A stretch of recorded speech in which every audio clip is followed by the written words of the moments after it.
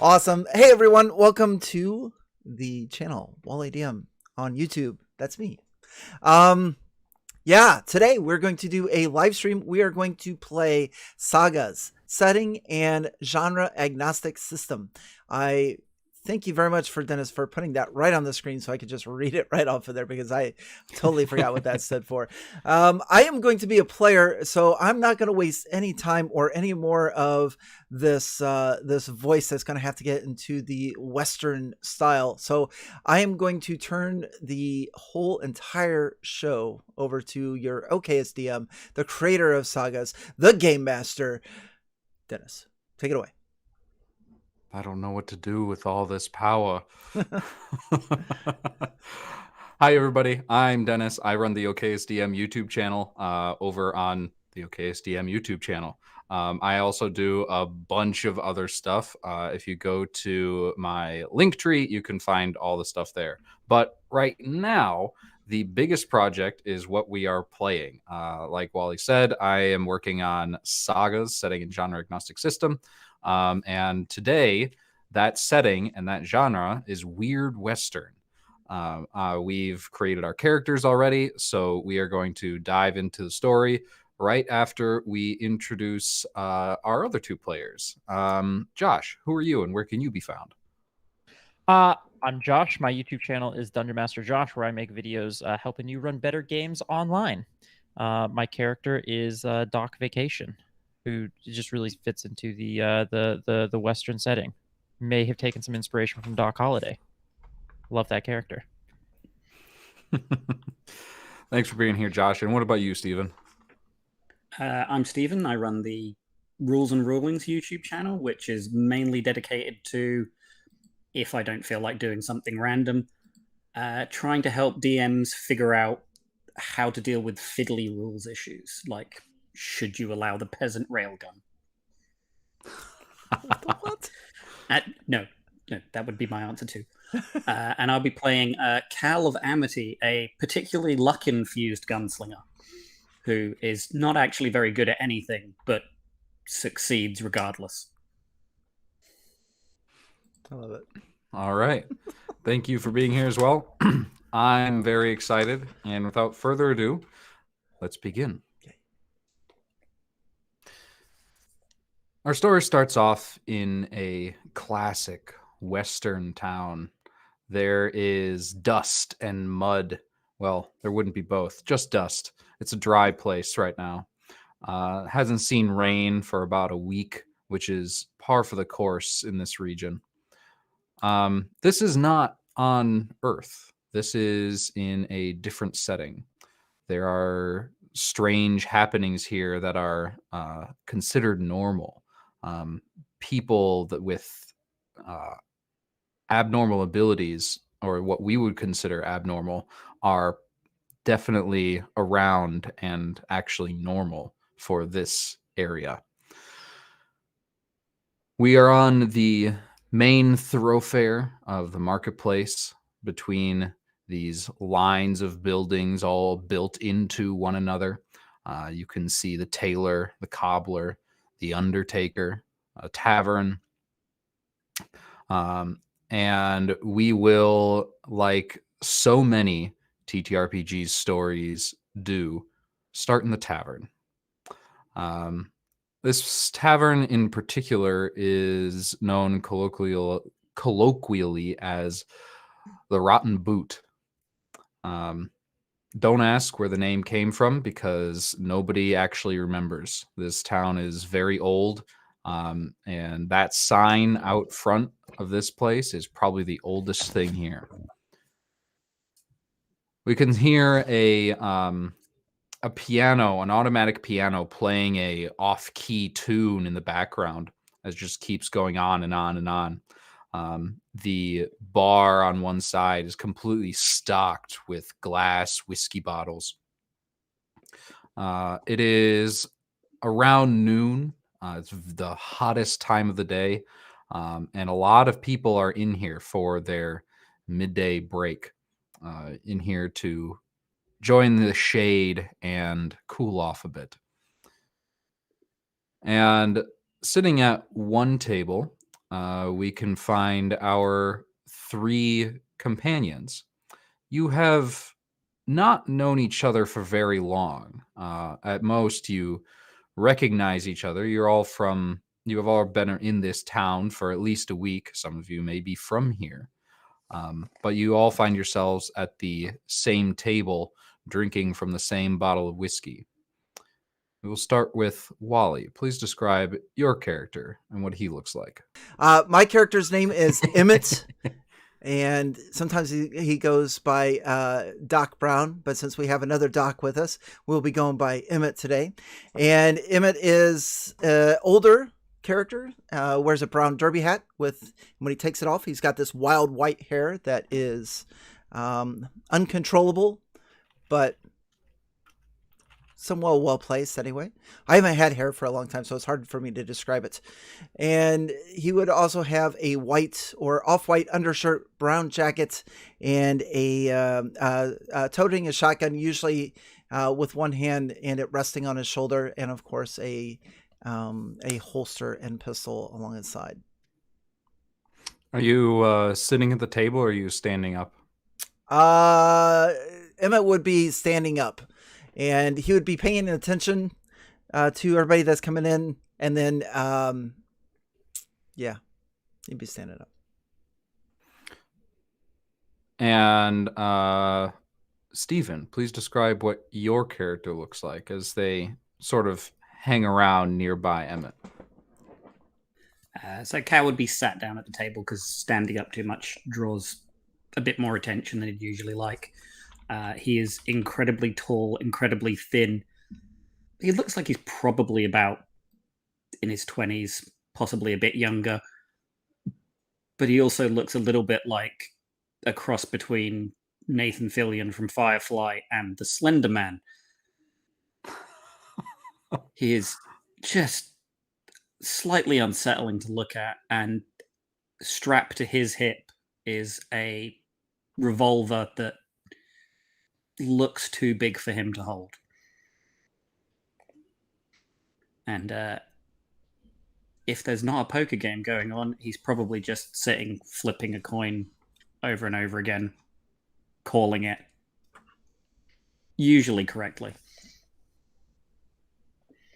Wow.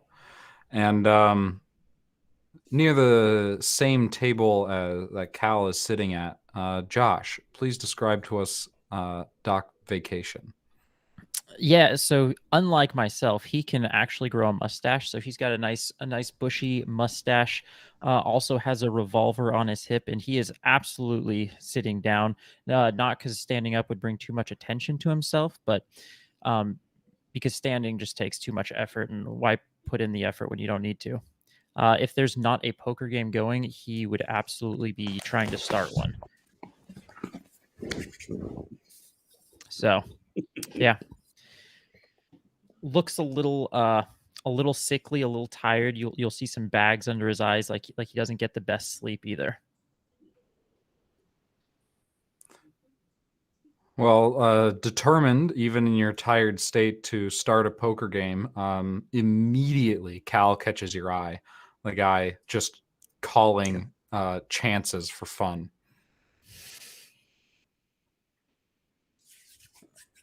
Cards? Cards. Well, I'm good for some cards. Yeah. Yeah? Do you I guess I'd probably have a deck on me. I'd be somewhat of the gambler. One-on-one isn't my preferred method.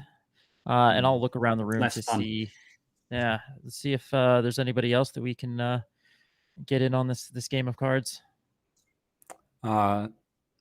Emmett, with your observant eye, you notice someone trying to start a game of poker immediately, and they're looking for a third. Yeah, I'm feeling pretty good about myself. I like my I chances. think you will fit in great with this table. We've got a slightly different game than Crazy Eights, but I think you'll be wonderful at it. Yeah.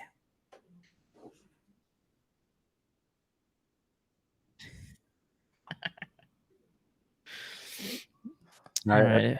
cards are dealt out and the game begins, I would like every single one of you to please make a check to try to win this game of cards. So in Sagas, in order to make a check, you will look at your character sheet and see if anything could possibly apply to the check you're making. So in this case, it could be maybe you have something that makes you particularly lucky at games of chance, or if you're trying to cheat, maybe something that allows you a sleight of hand would assist. But you will look at your character sheet, see if anything applies. If not, then you'll be using a D10, and you'll be trying to roll low.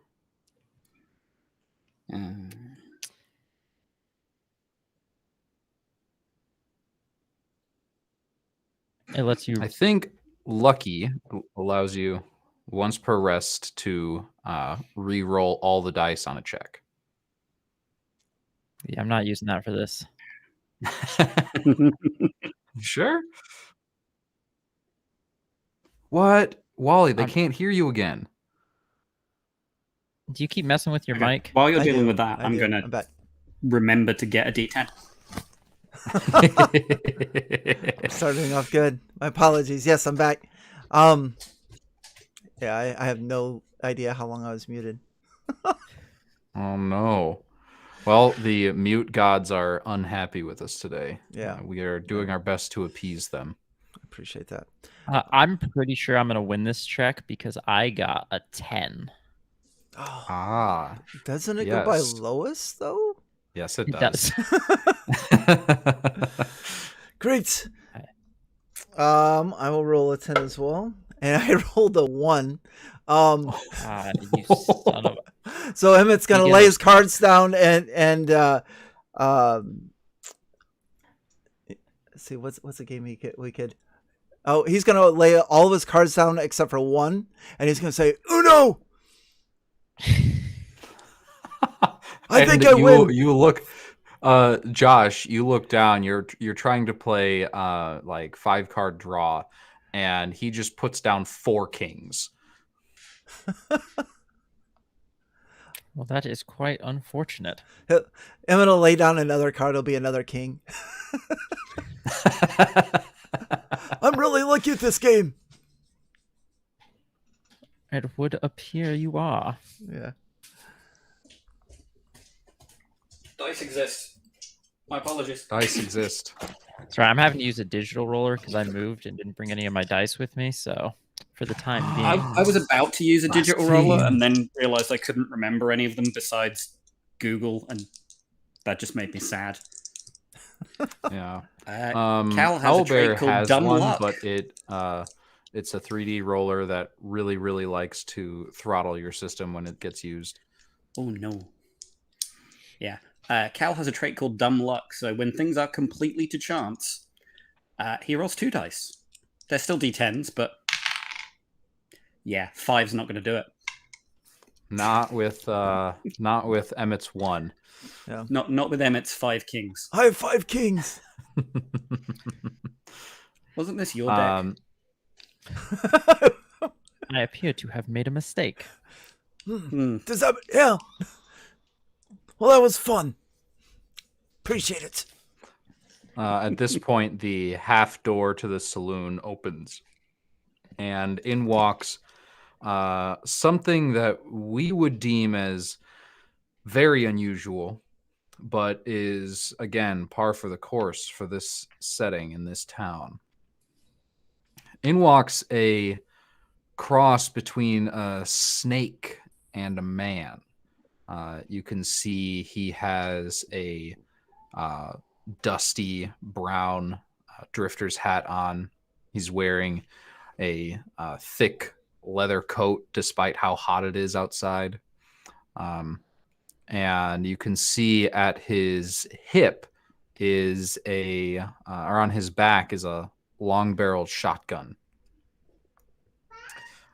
And very shiny on the clipped to the brim of his hat is a sheriff's star.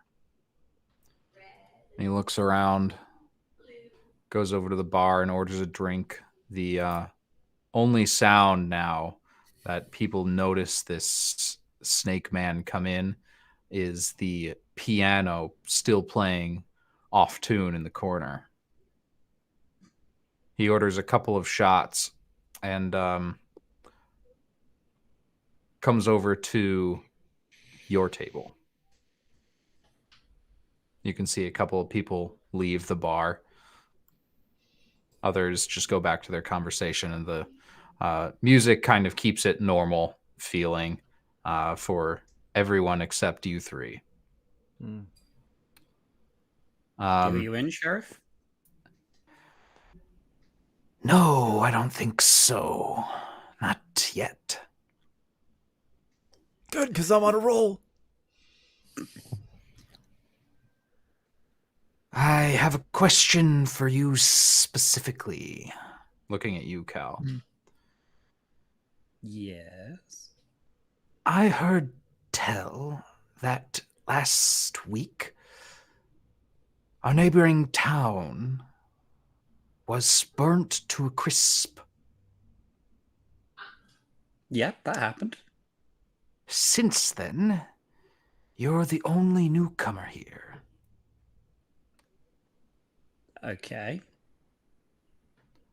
So I have to ask, who are you? My What's name's your Cal. business in Silverton? The name of the town. I wonder.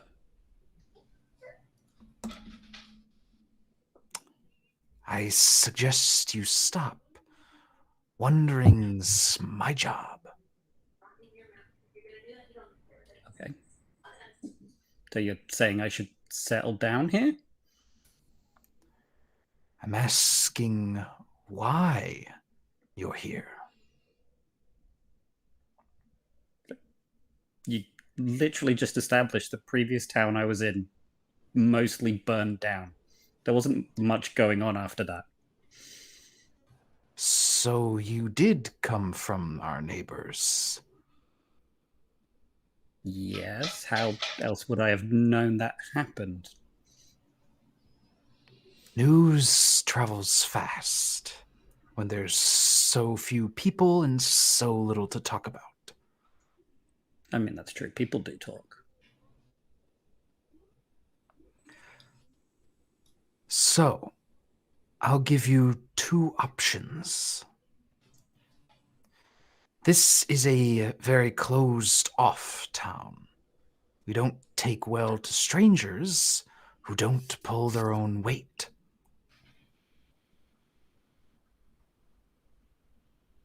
There's a problem in one of our silver mines. I'd like you, and glancing at the rest of the table, whoever you can wrangle together, to go sort it out. What kind of problem? Something's down there. Something that's preventing us from working. Ghosts, demons, drunks, what? It could be anything. The miners are telling stories of sounds and rumbles.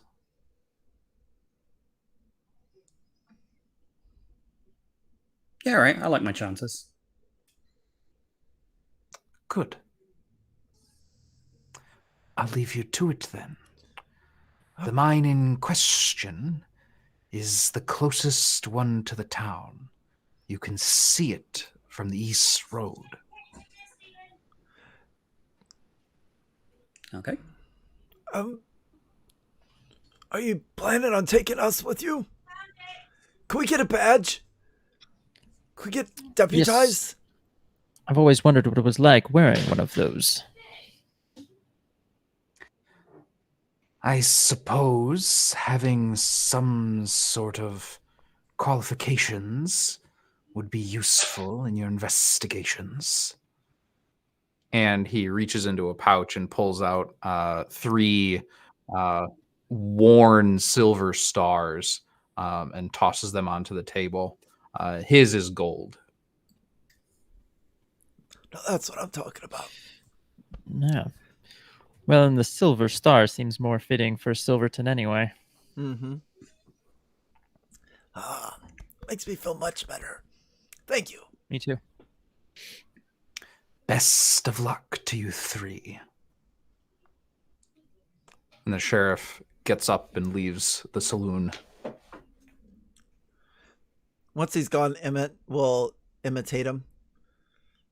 Like, did you notice how he was talking to us? And then he'll laugh and drink his whiskey back. And then he'll realize that his star is upside down. Oh, shoot.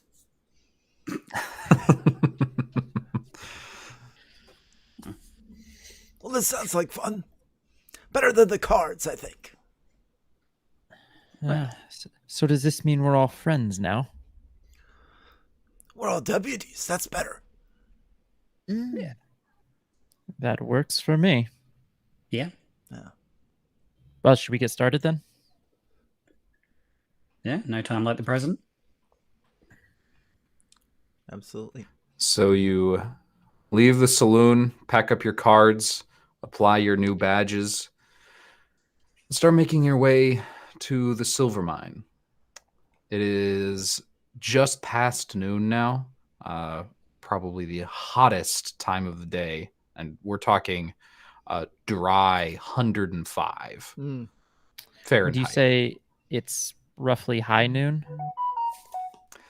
I'd say it's roughly high noon. Cool. All right. How long of a journey is it to this mine? I imagine It's if, less if- than a mile. less than a 10, mile. Okay, 15-minute walk. Yeah. Cool. Yeah. Well, I mean, I have everything I need, and I'll just tap the pistol on my hip. Mm-hmm. Yeah, as Emmett's walking, if there's any passerbyers, he'll like nod, push his derby down a little bit, and then he'll like tap the little star that's on his chest, and he's just walking straight up and down. You stay out of trouble. Go ahead and make a check to flaunt your authority. Okay, is that with a D4?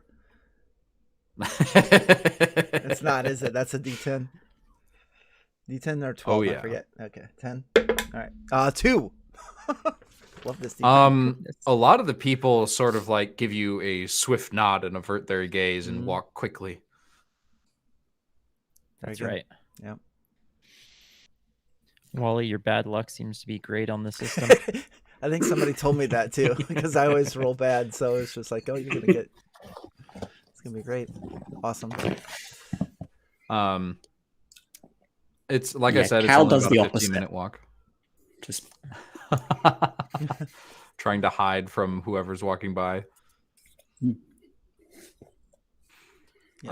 It's not too long before you reach the workhouse where the miners sort of have their...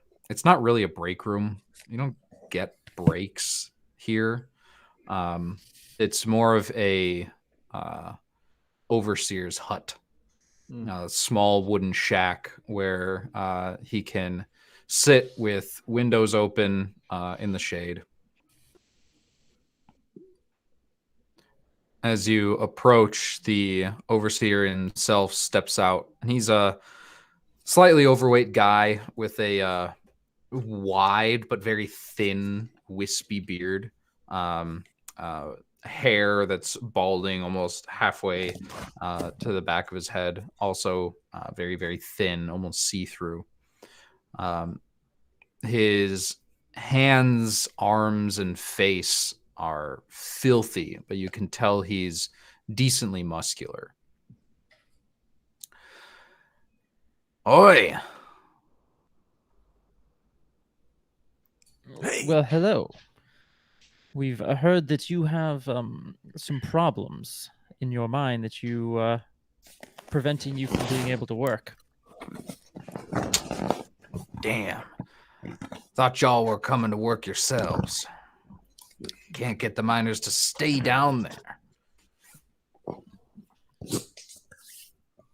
I know at least two of us probably do not look like we'd make great miners. When he says, "I thought you were coming to work yourself," I'm just gonna look down at my clothes for a minute, my somewhat frail body. No, we're not here to mine. But why is it that you can't keep the miners down there? Superstition. They think there's something down there that'll. I'm not rightly sure what they think it'll do. Maybe they think it'll gobble them up or something. Do they have reason to believe that? You don't I seem don't to know. believe. I don't go down there. Maybe you'd like to show us the way. I just said I don't go down there. Seems to me that you should be looking into this. If you can't keep miners, maybe you should see what the problem is. Isn't that your job? And he points at your star. Oh yeah, I forgot. I can't help but wonder how it is that you're able to oversee if you don't go oversee. Oh, it's easy. I just know what goes on down there. Always been able to. Can't really explain it. It's I don't know, some ability I was born with or some. Alrighty, well, seems fair enough.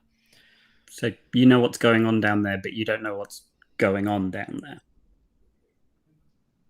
I mean, sure. And then he'll whisper loudly, Which is "That's management. That's how it works." I've experienced this before. I mean, if there is something big and nasty down there, I'm sure you three will be able to take care of it, no problem.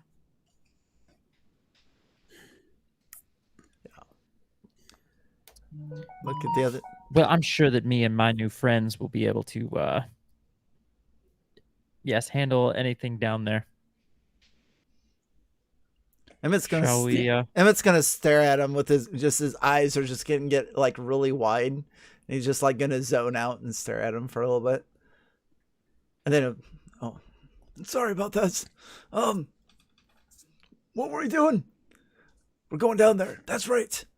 I'm ready. Yeah, we're going in. Oh, so I gotta ask though, why isn't the sheriff here? I would expect him to take a great interest in this. Because when you have some aces at your disposal like us, you don't need to. Well, I'm glad you're here then. Well, mine's just this way, and he indicates a. It's like it's sort of like a mine in Skyrim, but plonked in the middle of a desert. Nice. It's just like a hole that's dug into a like a rocky wall. Mm-hmm. I can envision it perfectly. All right. What's the lighting situation down there? Are you asking me or asking the overseer? Oh, I assume we were already heading out there. Oh, okay. So you go in through the door. There are no lights immediately apparent, but as when you close the door, this sort of sourceless glow appears. And normally shadows are used to describe something that is strange or creepy, but it's even creepier and weirder that there are no shadows. Like this sourceless glow seems to be coming from everything simultaneously.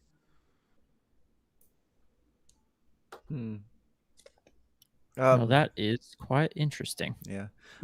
Emmett's gonna put his goggles down, so he's got these like artificer goggles that are Well, they're on his forehead now. I might not have mentioned it earlier, but they're there now. He's going to take the derby off kind of and stow it away, pull the goggles down, and take a look with his heat vision. And just kind of browse around the place. All right, go ahead and make a check to see if you can notice any temperature differences in the surfaces in this tunnel. D10, correct? Mm-hmm. Yeah, so apparently I only roll good when it doesn't matter. So we have a 6. There's nothing obvious. There's no like footprints or that you can see, no handprints on the walls, no generators hidden behind the rock. It's exactly what you would see if you weren't wearing the goggles, pretty much. Okay. Everything's pretty cold, which is nice down here in the tunnel because it's not the blistering dry heat outside. Makes sense. Everything looks fine. Okay. Well, who would like Into to the take creepy tunnel. point? Why is everybody looking at me for? Yeah, I will. I'll go first. I was gonna say you both can walk a lot faster than I can. He'll all of a sudden Emmett develops this limp that he didn't have before.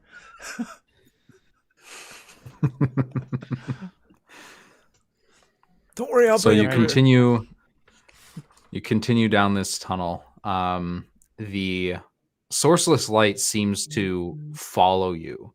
You see back at the entrance where you came in, it begins to dim as you walk away from it, and the light extends further into the tunnel the further in you yourself go.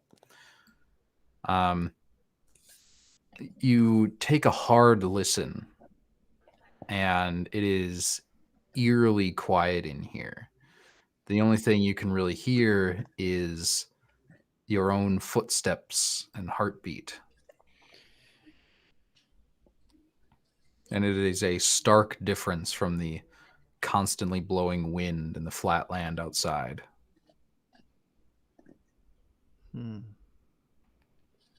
As you continued further down this tunnel, the light, strange light following you, you come to a sort of cleared out cavern. And you can see now the rock begins to change from this dry, light sandstone to a darker gray as there's a hard layer where it begins to change. And this chamber seems to have wooden scaffoldings built up against these patches of underneath this layer against the gray rock, where you can see veins of what you're guessing are silver running through these walls. You can see a couple of offshoots as well.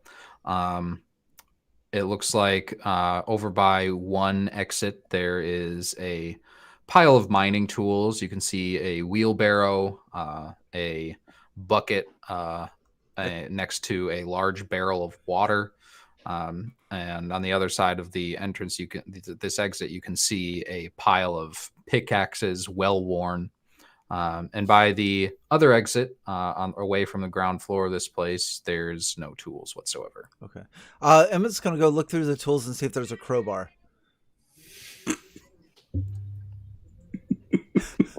If you know, you know. I knew you.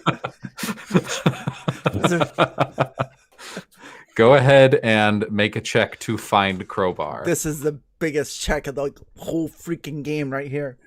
A crowbar check is a D20 to find one. 8. No crowbar in this pile. Damn it. I'm gonna take a pickaxe though. I'm gonna kind of holster my shotgun and I'm gonna grab a pickaxe. Is this the silver running through here? I mean, does this catch us like, holy smokes, that's a lot of precious metal, or is that something that we would expect? No, it is something you would expect. In fact, Okay. at a cursory glance, it barely looks like anything. It's just like the rock looks wet here for some reason.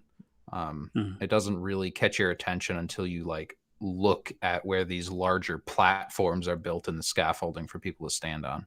Okay.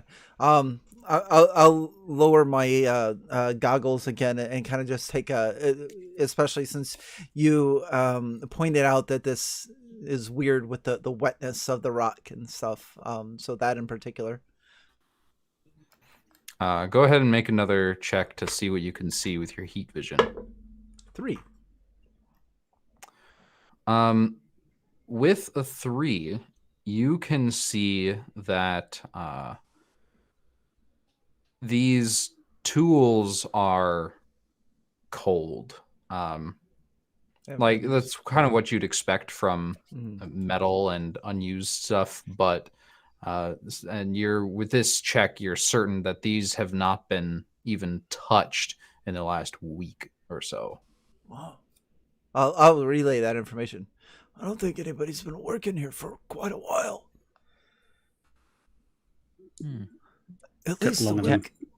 Have we seen any bodies or evidence of violence? I'm sure that would be kind of hard to determine in a mine, but you know, like any blood, any. Go ahead and make a check to search around for signs of violence in this cavern. All right, it's a D10 unless I'm licking everything. That is that's a 7. Taste for signs of violence. This tastes So violent. very- With a 7, nothing catches your eye.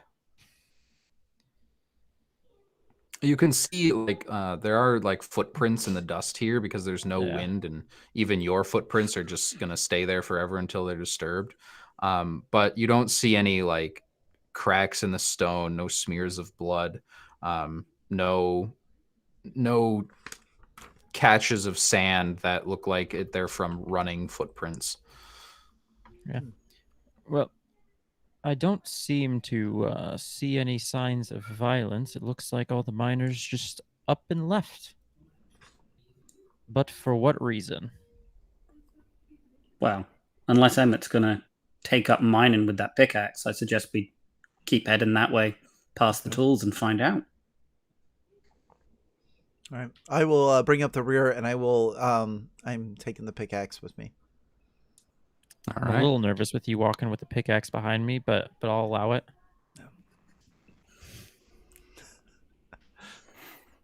As the three of you, go ahead. Oh, I was gonna say, did you say there were multiple like paths off of here, and there was one side that there were no tools towards one of the doors or one of the caverns, tunnels, whatever? Yes. Tunnels. That's the word I was thinking. So, a little bit of a floor plan. You came into this cavern through a pretty high exit or entrance into here, and you walk down some scaffolding to get to the floor. Over on your left and right are 2 floor level exits out of the cavern. One of them has tools by it. One of them does not.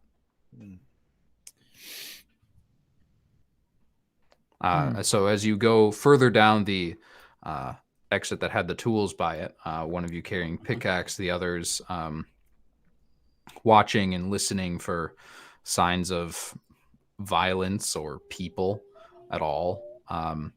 You come to a sort of unusual room, not something you'd expect to see down in a mine, but you can see cages, standalone cages. They're not built into anything, but each one is big enough to hold 4 people if you stuffed them in.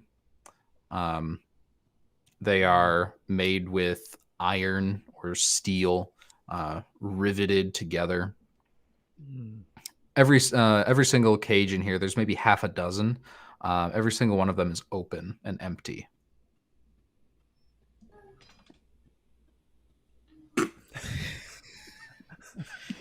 Well, that is a little unsettling. Yeah. I'll lower my goggles again and just kind of look and see if there's any heat signatures or anything that might indicate that someone's been down here recently. The only heat signatures you're getting, I'm not even going to ask you for a roll for this. Okay. The only heat signatures you're getting with your goggles are your own. You can see your footprints are slightly discolored as the heat from your boots warms the sandy stone beneath you. Okay. But other than that, nothing. Interesting. Emmett, if I may, you may just want to keep those down. How about you just let us know if Wait. What? I'm sorry. I had my goggles on. I couldn't hear you. you know what? Never mind. All right. You know what? I think I'm going to just leave these on.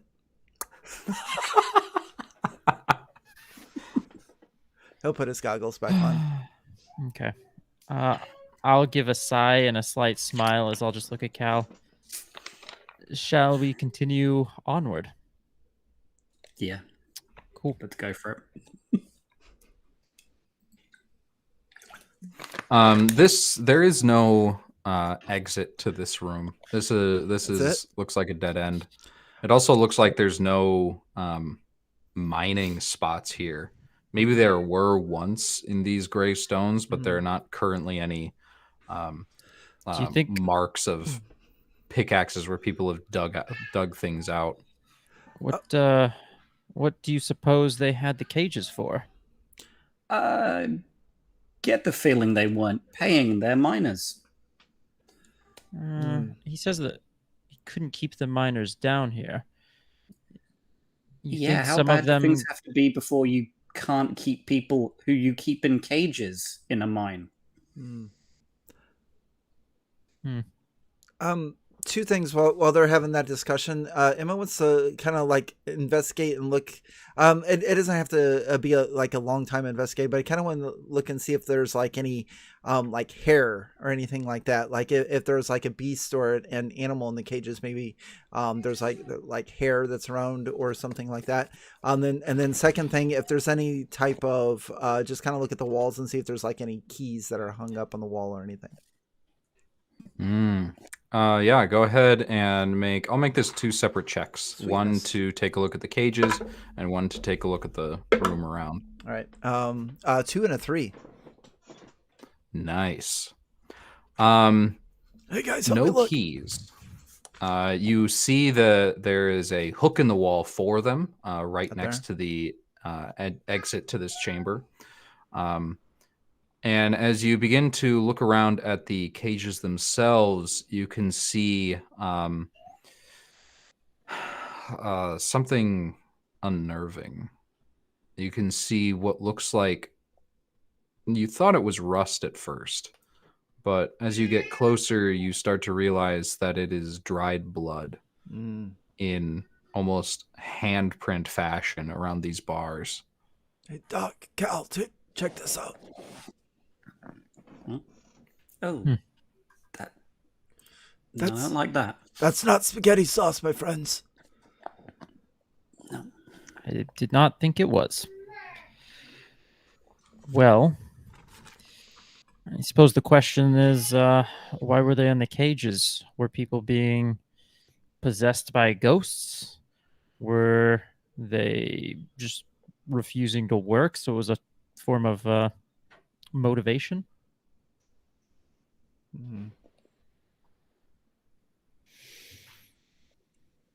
I'm sorry, what? I suppose we need more information to figure that out. Yeah. Continue on the other way then. Yeah. Yeah, Head back. down the path that did not have tools next to it, I think. Yep.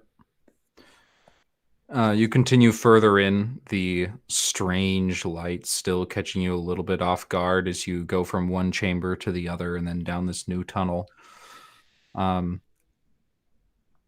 As you continue forward, this tunnel actually winds slightly downwards, deeper into the ground.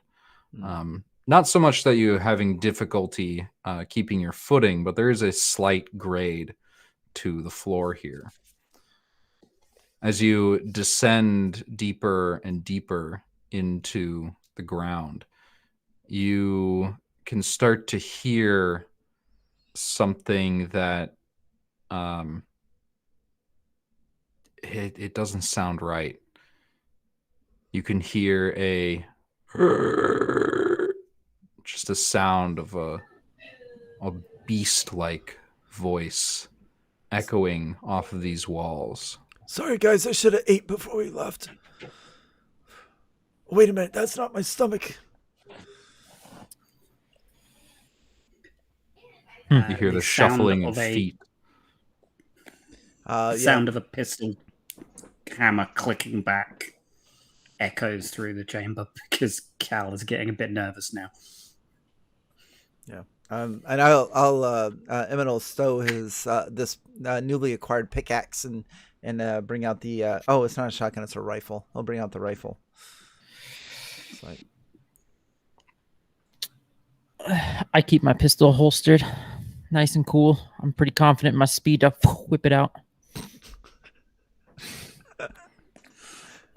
Confident in the rule that says you can switch weapons at any time. oh yeah, I forgot about that. Never let them know what you're thinking. You continue slowly down this hallway, much more cautiously with these strange sounds echoing towards you. The shadowless light continues to follow you as you get closer and closer to these beast-like noises and shuffling. You can start to make out almost a human-like sound. It's not quite language. It's close to garbled and croaky gibberish.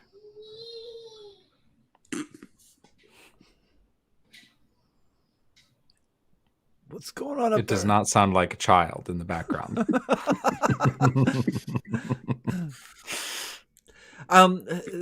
So this light that's following us, this is a I mean, is it like lighting our way type of a thing, or the shadowless light that you were telling them? It's not really lighting your way. Best guess, it's just something that naturally happens in these caverns. Okay. It could be some sort of superpower that someone has. There's you get people like that sometimes around here. Not often, but sometimes. Does there seem to be a center of it? I guess is what I'm asking. Is it emanating from like one area? That's the problem. If there were shadows, you'd be able to tell where the light is coming from. But since there are no shadows, it just sort of like dims as it gets further away from you. Okay.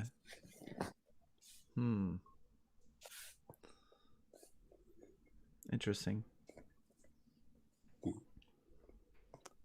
You finally come to a intersection where you can hear the noises coming down one offshoot, and in the other one, it just curves and continues going further downwards into the ground. So there's two noises now? You're at a T intersection. One of them flattens out where there's noises coming from. Gotcha. And the other one, there's no noise, and it continues downward.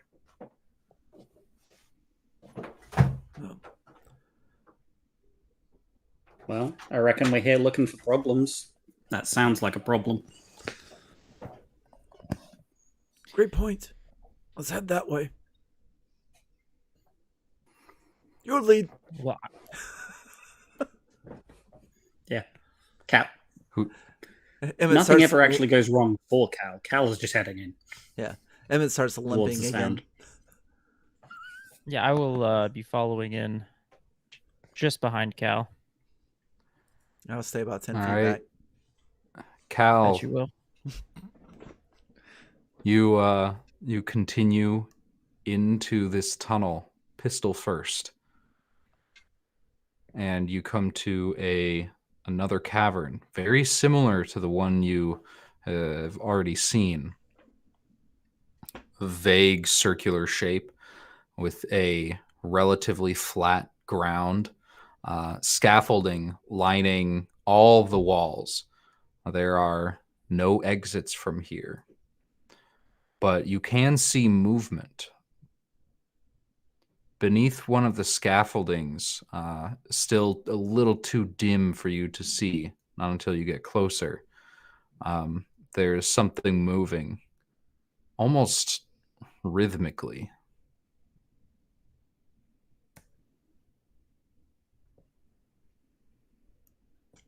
Cal's going to try and very slowly, very quietly sneak a bit closer to see if he can see what's going on. Go ahead and make a check to remain quiet. That's a good check. 6. You go forward as quietly as you can, but there is no dust in this room, and your footsteps clack against the stone. But you do get closer. And just as you're about to be able to make out what it is, you think you might have an idea. There's a particularly loud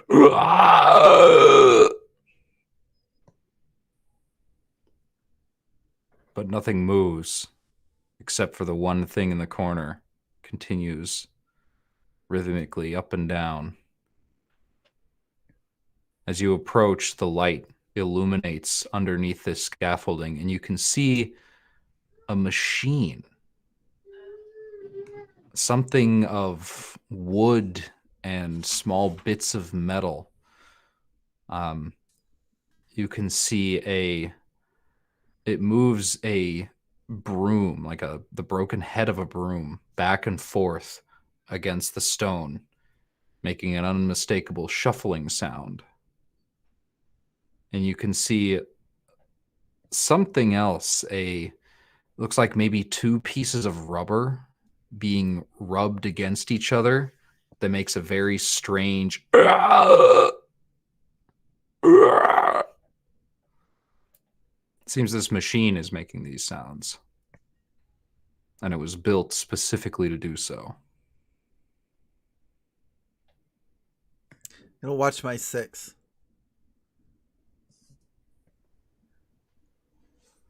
Go ahead and make a check to make sure you're not being followed. Yeah, with my goggles lowered, I'm going to. Assuming I know you explained that to Cal, but being 15 feet away or so, I'd imagine that seeing that, I'd be like, oh shit! I turn around and look. D10. 4. You're pretty sure that nothing has come down here. With your heat vision, you'd be able to see further if there was something alive coming towards you. All right. I'm gonna whisper to Doc, who's between me and Cal, and be like, "Let me know if there's anything I need to do. I'm gonna watch this way just in case." Sounds good. Let me know if anything starts coming up behind us. What? Okay. So Cal's going to move a bit closer. And then he's going to take out the dead hand, his completely non-functional shotgun that he uses as a club, and just poke the machine to try and get it to stop. Just try and jam the works up a bit. Go ahead and make a check to try to get the machine to stop. Break it just a little bit. That is a success. With a 4, you manage to poke into the machine. You poke it in a spinning wheel you see, and immediately it just like jams and stops. You hear something inside sort of snap, and when you pull the shotgun back out, the machine has stopped moving completely, and the sounds are silent.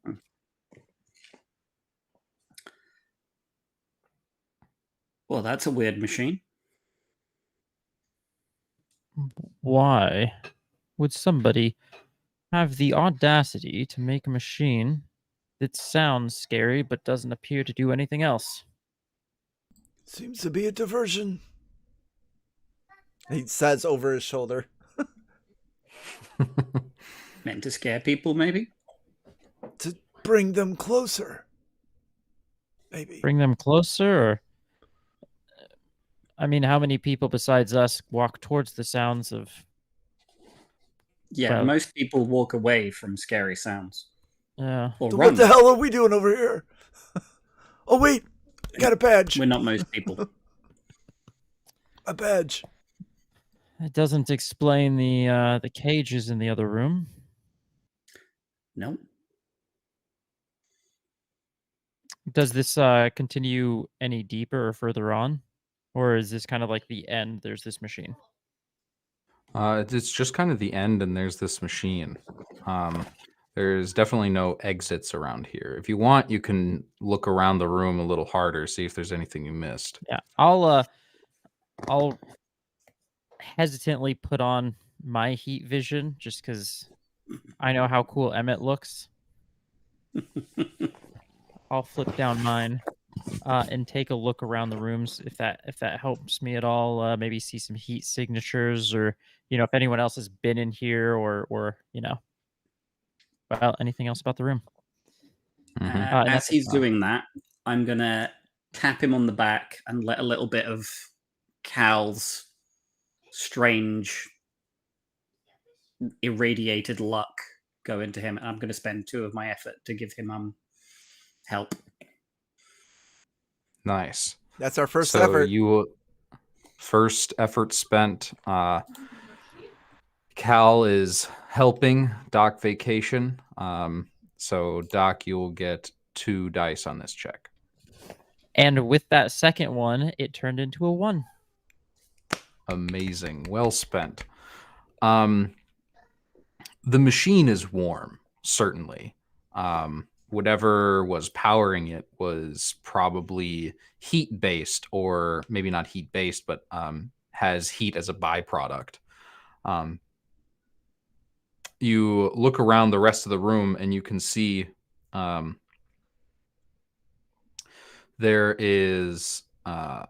no other heat signatures really, but you can see what looks like it looked like a piece of scaffolding before because it's made out of the same wood, but now you realize it's probably closer to a table.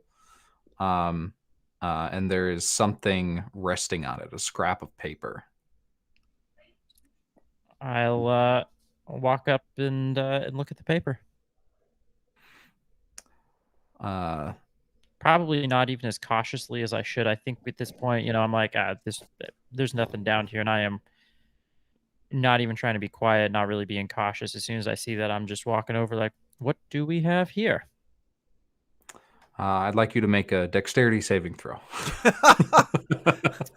Of course. JK, there's no dex saves in Sagas. You walk over briskly to the table and you pick up the piece of paper, unfold it, and it has a hastily scrawled note on it. And it just says, the machine is complete. The rest of the plan can continue.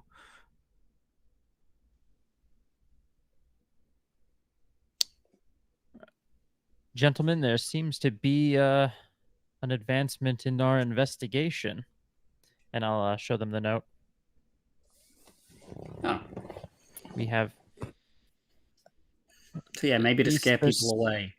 Maybe to scare people away, but it does seem intentional. Somebody's definitely made this machine with... I mean, obviously, nobody makes a machine without any sort of purpose or goal behind it, but there seems to be people who would do that. Actually, that's true. I've met people who would do that too. But there seems to be some sort of plan and multiple people working on it.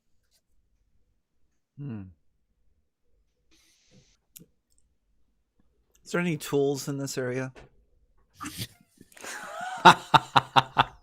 Make a find crowbar check.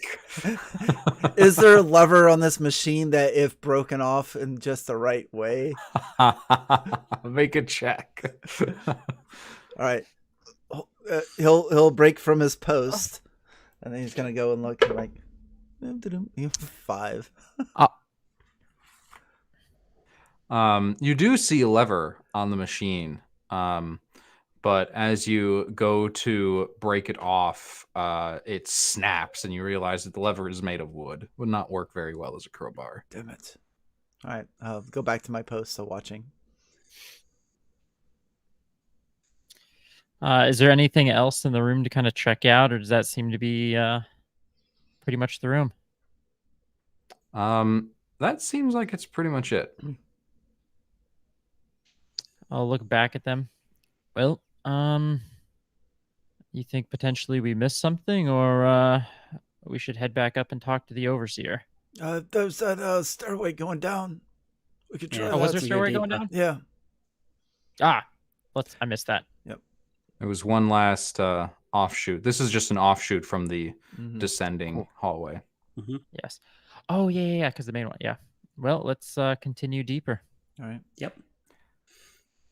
Oh, Cal's We gonna will keep skip leading the way. on over to.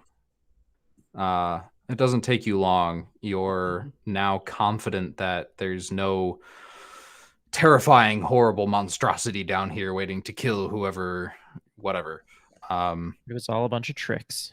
Mm-hmm. Yeah, this seems to be smoke and Scooby-Doo mirrors. villains. You go further down, and you can see. As you go further down, you can see a final room.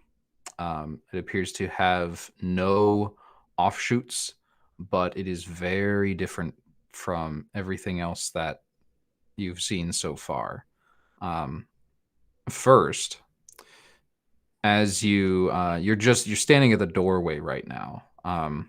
As you glance in, you can see symbols drawn on the wall in probably coal or charcoal or something, with this black, hastily scribbled symbols, some of them quite large, like arms spans worth.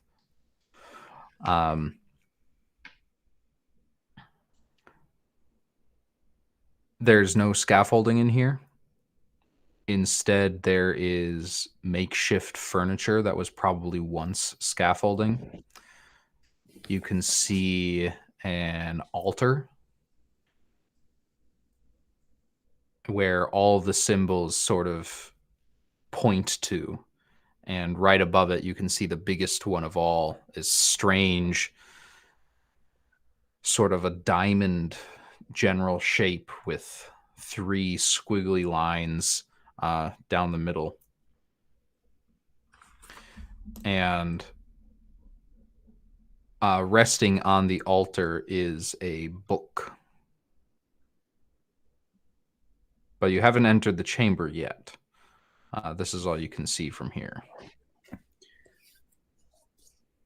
Cal's going to look at the symbols and see if he recognizes or remembers anything about them. But he's bad at remembering things, so that will be with a D12. Go ahead and roll me a d12. Ooh, 2. Cal, you have seen these before. Probably, yeah. In 3... No, all 4 of the last 4 towns you've passed through. You've seen Son these of a- symbols. And if you're counting correctly,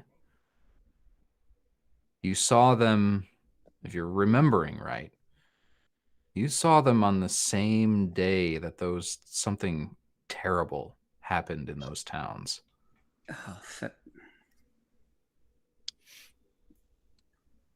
While he's focusing on the wall, Doc's just going to walk into the room and probably walk up to the book. He's like, I don't know what he's staring at those symbols for. I wouldn't maybe do... No. I'll Emmett will guard the place where we came in, so he'll be like right at the archway of the room and kind of just watch back.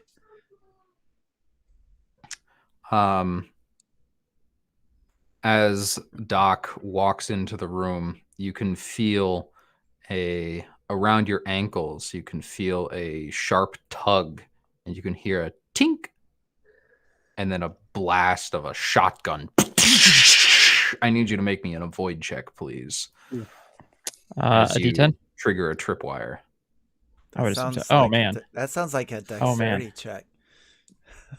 Yeah, that does. Okay, do I have it's an avoid check? It's completely different. Okay. Anything to help me with this? Give me just 1 second. There's my sheet. Nope. That's a 9. Yikes. Ooh. You lose 1 health, and you are thrown to this as the shotgun blast hits you square in the shoulder. You are just knocked off of your feet, and you are thrown against a wall, and you slide to the bottom of the floor. You can feel this hot, burning pain of being shot with pellets in your shoulder. What in the hell? That was unlucky. Gentlemen, there may be some foul play at play. Yeah, I was gonna say, these symbols, I recognize them from the last 4 towns I've been to. All of those towns are completely ruined. Hmm. And they got ruined on the same day I saw those symbols. So not good. Wow, and on our first day as deputies. Mm.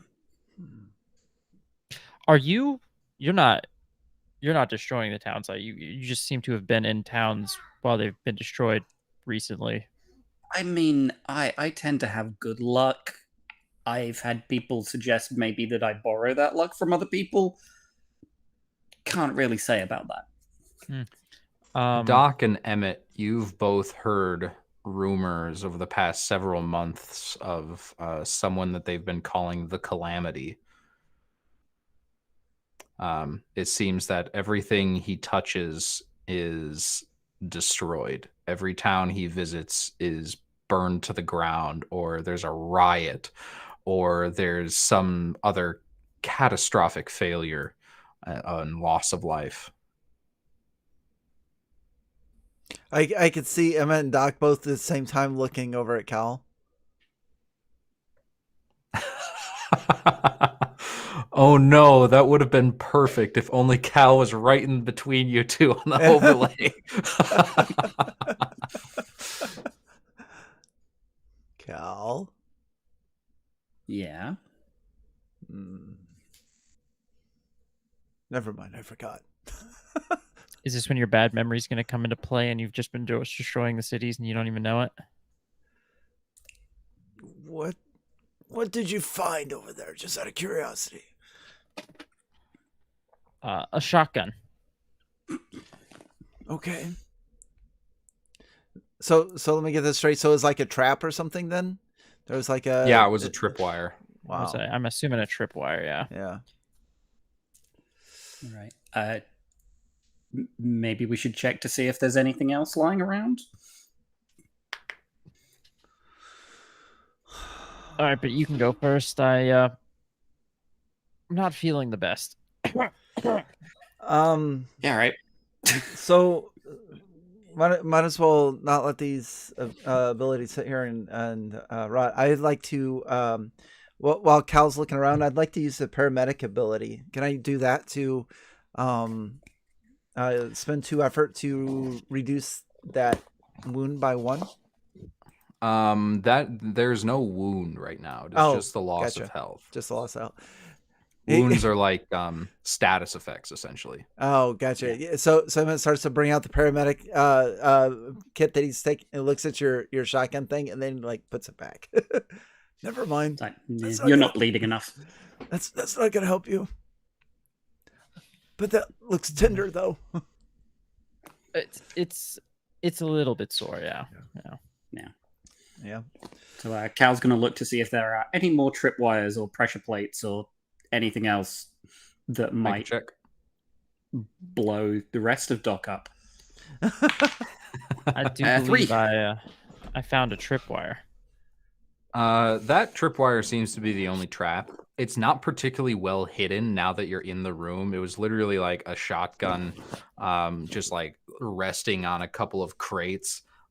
You can see that the shotgun itself is now useless. Whatever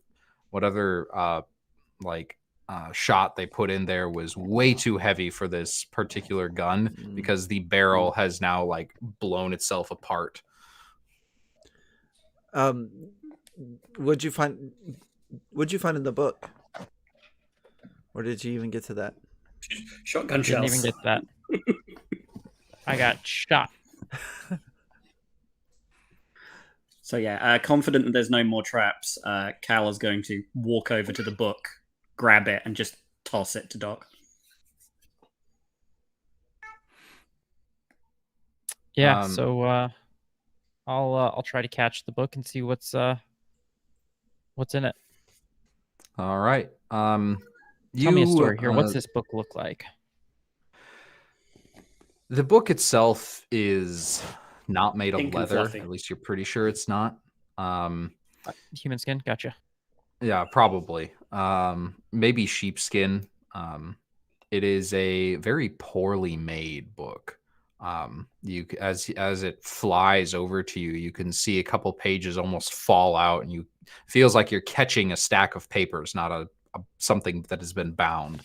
And as you open it up, you can see that these are it's a weird amalgamation of notes and sort of religious looking sayings, poetry and stanzas next to diagrams of strange geometrical something.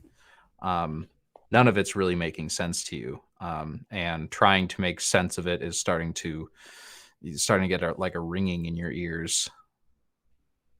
At first, I feel like the shotgun was just way overkill for diary protection, but now I'm like, maybe there's something a little bit more going on here.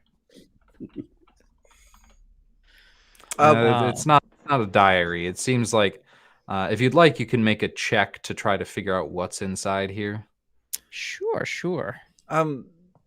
Yeah. So go ahead. 6. What's it taste like? As you lick the human skin book,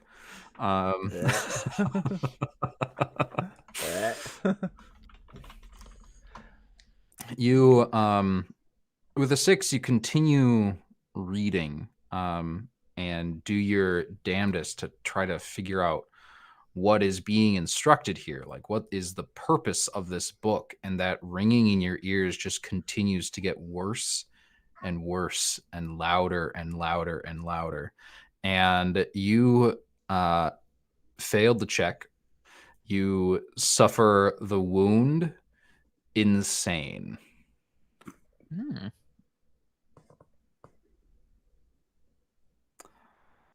Things are going very well for me. Uh-huh. Awesome. Do we see anything? I still feel like Emma's kind of watching the back, watching forward, and kind of just looking over his shoulder every once in a while to see what those two are up to. Do we see him like tripping balls or anything?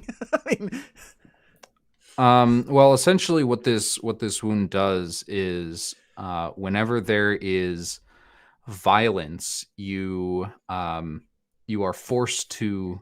You can do nothing with your action except use this book as a weapon. Gotcha. Mm-hmm. Do we have any clue that this has happened to him? Is he acting differently, or? I'm going to leave that up to Josh.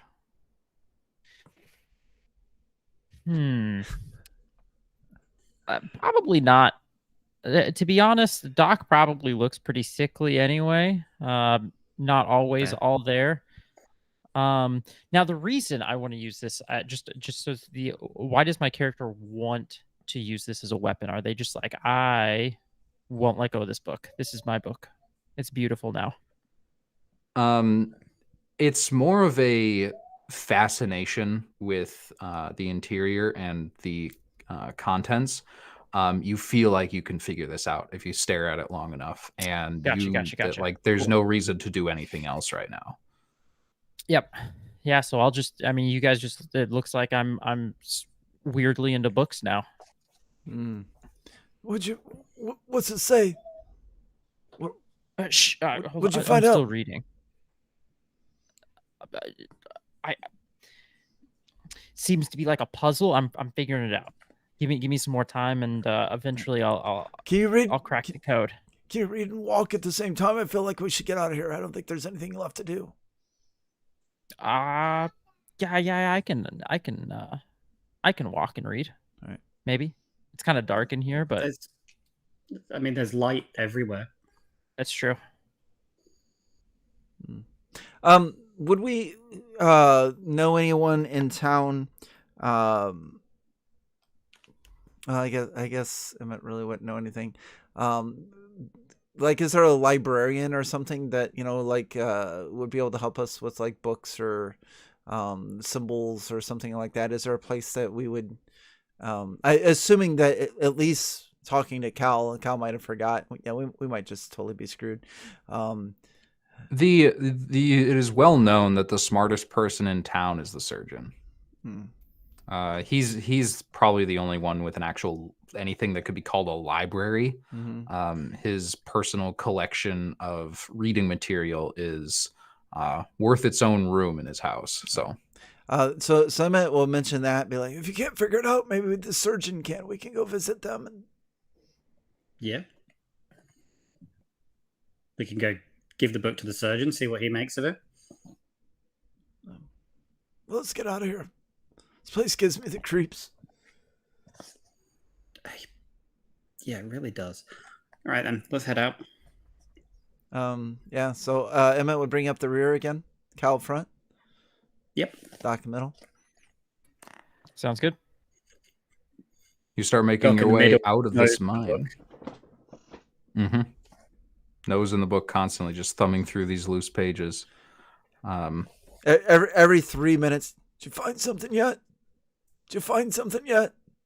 Did you find Not something yet? Nope, Did you find still something yet? Oh, God, he'll say Not when yet. he finds something. Maybe. You should probably keep checking in. Yeah. Did you find something yet? As you reach the top of the mine, back towards the exit, you can hear in the distance suddenly an explosion. Did you find something As you- yet? Great Scott! Yeah, something about dynamite. I don't know. Yeah. I would say we pick up the pace. Yeah. You pick up the pace and start running to the exit of this mine. Throwing the doors open, you can see that the overseer is gone. He's not in his hut. And you can see smoke and dust rising from the town. And that's where we're going Not to take again. our break. Nice. Alrighty then.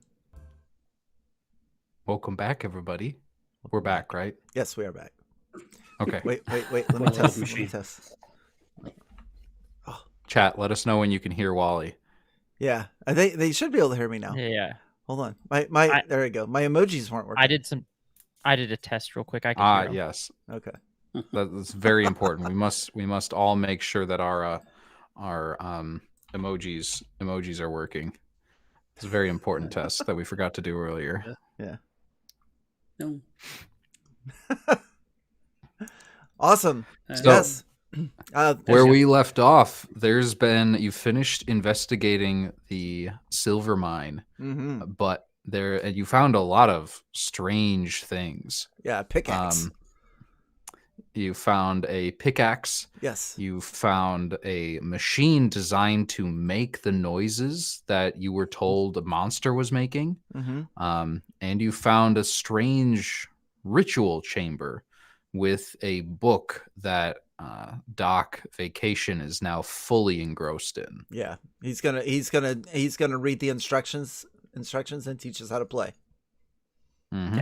That's right. You can read the instructions for the apocalyptic thing that's happening. Yep. Trusting you, Doc. All right. So you now see this explosion. As it echoes, you rush to the exit of the mine. Things are being shaken, like dust is falling from the ceiling, Mm-hmm. and you can feel it in the ground as it rumbles and dies off. As you exit the mine, finally, as you exit the mine, you see smoke and dust rising from the town. And the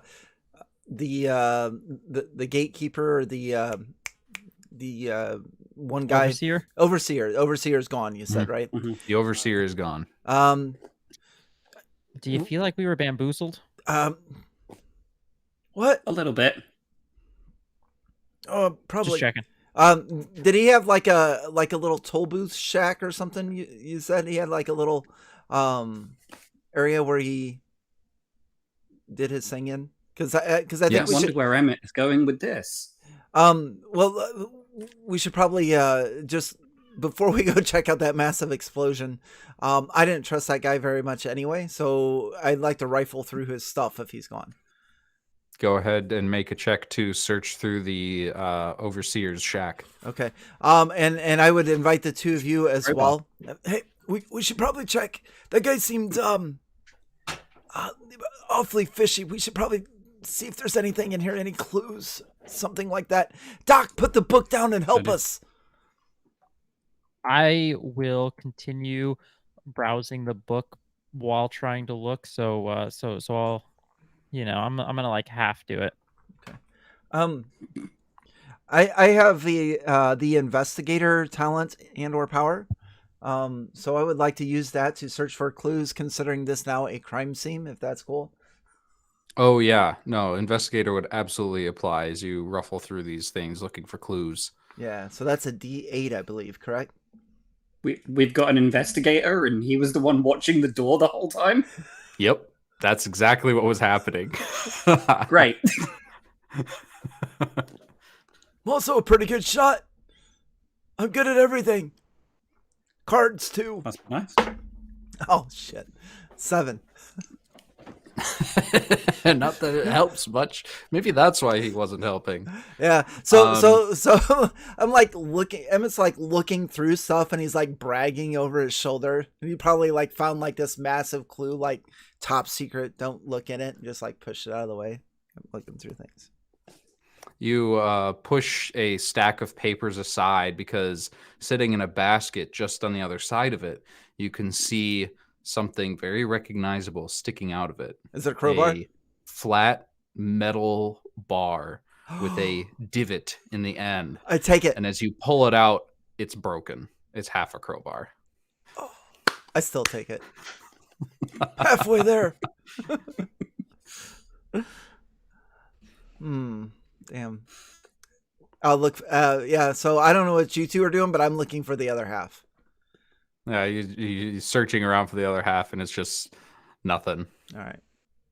Yeah, as soon as he starts getting excited about half a crowbar, Cal is just booking it for town. Okay. Yeah. All right. I'll follow.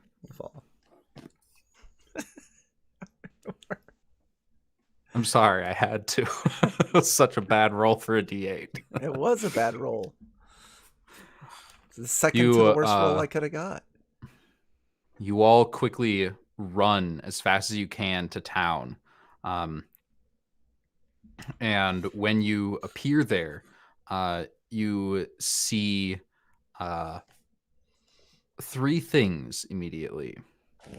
First, it is very clear where the detonation of the blast was. One of the buildings has been blown apart.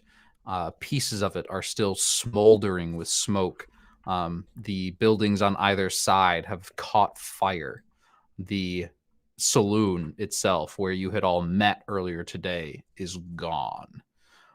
In its place, you can see this towering 15 to 20 foot tall something. It's very, very difficult to look at. It's unnatural. It doesn't belong here. And it's big, and it is violently thrashing about, destroying the building even further. You can hear screams of people running in all directions, and you can hear shouts mixed amongst the screams of, "He has come! He has come! Our master is here!" And you can see the people shouting are covered in soot and dirt, unmistakably the miners. We will actually switch over to the map now, if you could please, Wally. I will.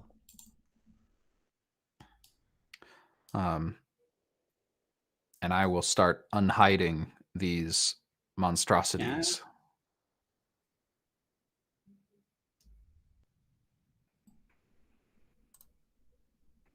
Oh my. All right. So, as we begin initiative, you can see, sorry, not initiative, combat, not D&D. You can see this larger one over here with what looks like a cross between a bow and a harp in its hand, Okay. but also looks like it's grown from it. This plant-like creature, vaguely humanoid, but is really just a torso with arms and long hair. You also see three of what used to be miners, but the soot on them has turned into these dark black, almost ballooning outward like fungus or mushrooms across their head and shoulders, inching down onto their face. Think a more extreme version of zombies in The Last of Us. Oh, wow.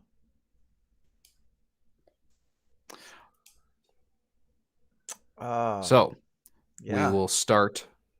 Combat in Sagas begins with a reaction check. Okay. So go ahead and roll your reaction checks, and I will ask what you got in order to determine who goes first and who goes next, etc. 9 for me. Let's see. Worse than mine. 7. Did anybody get a 1, 2, 3? Oh no, the mute gods have been appeased a 4th time. A 3. I got a 3. Awesome. My fast reflexes. So Doc with his fast reflexes is up first. Anybody with a 4?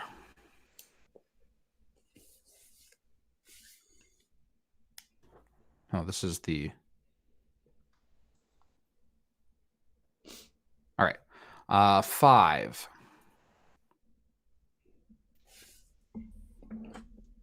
6. 7. 7. All right. Then Cal Mm-hmm. and one of the enemies.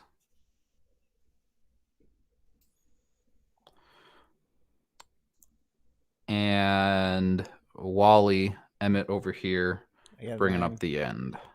Yep, I have a 9. Before we get started with combat, just quick out of game, I am going to just move this over and shout out to the artist of the map.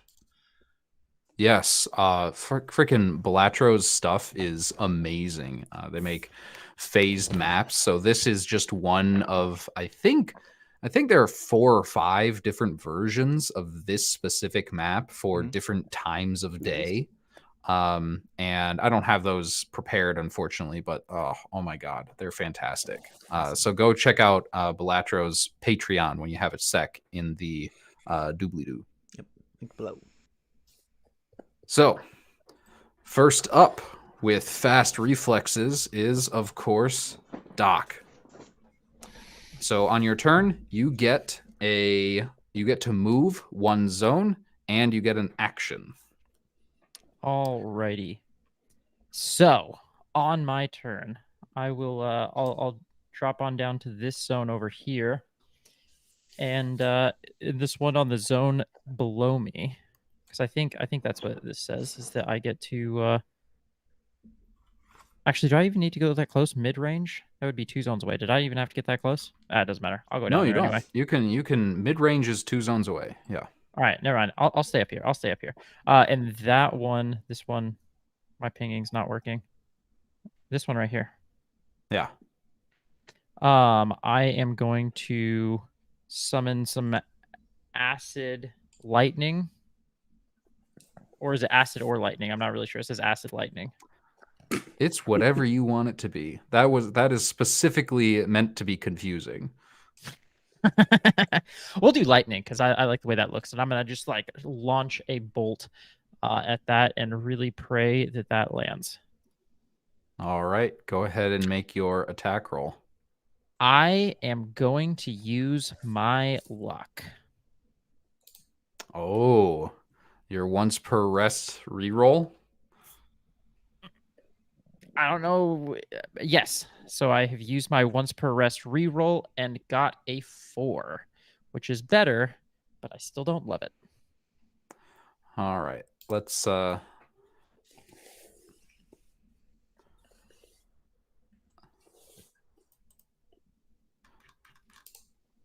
4. Oh, is exactly what you needed to hit. Let's So go. as this acid lightning, this bolt of lightning, shoots forward from, what are you shooting it from the book, from your hand? I kind of envision it almost like pulling it from the book and then launching it. Amazing. And as it darts, it sort of splits into around this wagon that's between you and the target. And as it collides together, there's an explosion of bright blue light as that individual enemy takes 2 points of damage. I also have a thing. So if its max HP is 3, then it'll do that 1 extra. I forget what it's called. Final blow. Finishing blow, yeah. Finishing blow, yeah. Unfortunately, it has more than 1 left. Has more. Cool. That's it. That's all I've got. All right. book's Do better you than I want thought. to move? No. I'll stay right there. All right. I all of a sudden feel very confident, And like I'm some sort of like super powerful sorcerer. Lightning is strange. Pulling lightning out of a book is very weird, even for this setting. Although for right now, with all the weird stuff that's happening, it's not too surprising to anyone. The big guy is going to move once, moving out, having seen you all there now, is going to move out and make a couple steps towards you, move into that next zone, and is going to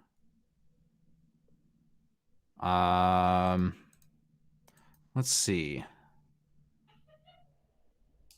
No, rules is written, and since this is a play test, he can't move again. Monsters don't have a move again option. Let me double check that. Can move and attack. Yeah, there's nothing about moving again. Making a note about that now. This is why we play test, guys. This is it. These are the reasons. All right, so he's going to move there, and there's nothing you can do after that. Next, in turn order, is Cal. Right. So Cal is going to come down here and hide behind this wagon here. And fire a shot with his pistol. All right, which one are you aiming at? The same one he threw the lightning at. Okay, go ahead and make your attack roll. Which is... Ooh, a D8. We likes a D8. We like D8s here. Yep, because that's within close range, which is... Oh, a 1. That is a crit. So when you roll a 1 on an attack roll, you automatically do 1 extra point of damage. And he had only 2 left. So how do you want to finish this guy off? So Cal comes up to the wagon, pulls out this giant hand cannon that looks like it should fall out of his hand, barely looks, clicks the hammer, pulls, and just obliterates the top half of the creature. There's a there's a puff of smoke and an explosion. More explosions. And when the smoke clears in the wind, you can see that the top half of this transformed mining horror is gone, just vanished. That is your turn, Cal. Next up is the miners. This Not one all of is them. going to... Oh, no, this guy's dead. Makes me I feel can like we're about delete to be him. attacked by children. Oh no. All right, the mushroom horrors. Yeah, mushroom horrors. All Horrors. right. That Horrors. second R is important. Nothing is working. Mushroom boys. There we go. The unfun fungus. They're just fun guys. He's going to move in melee with Cal and is going Rude. to make an attack against you. I need you to make an avoid check, please.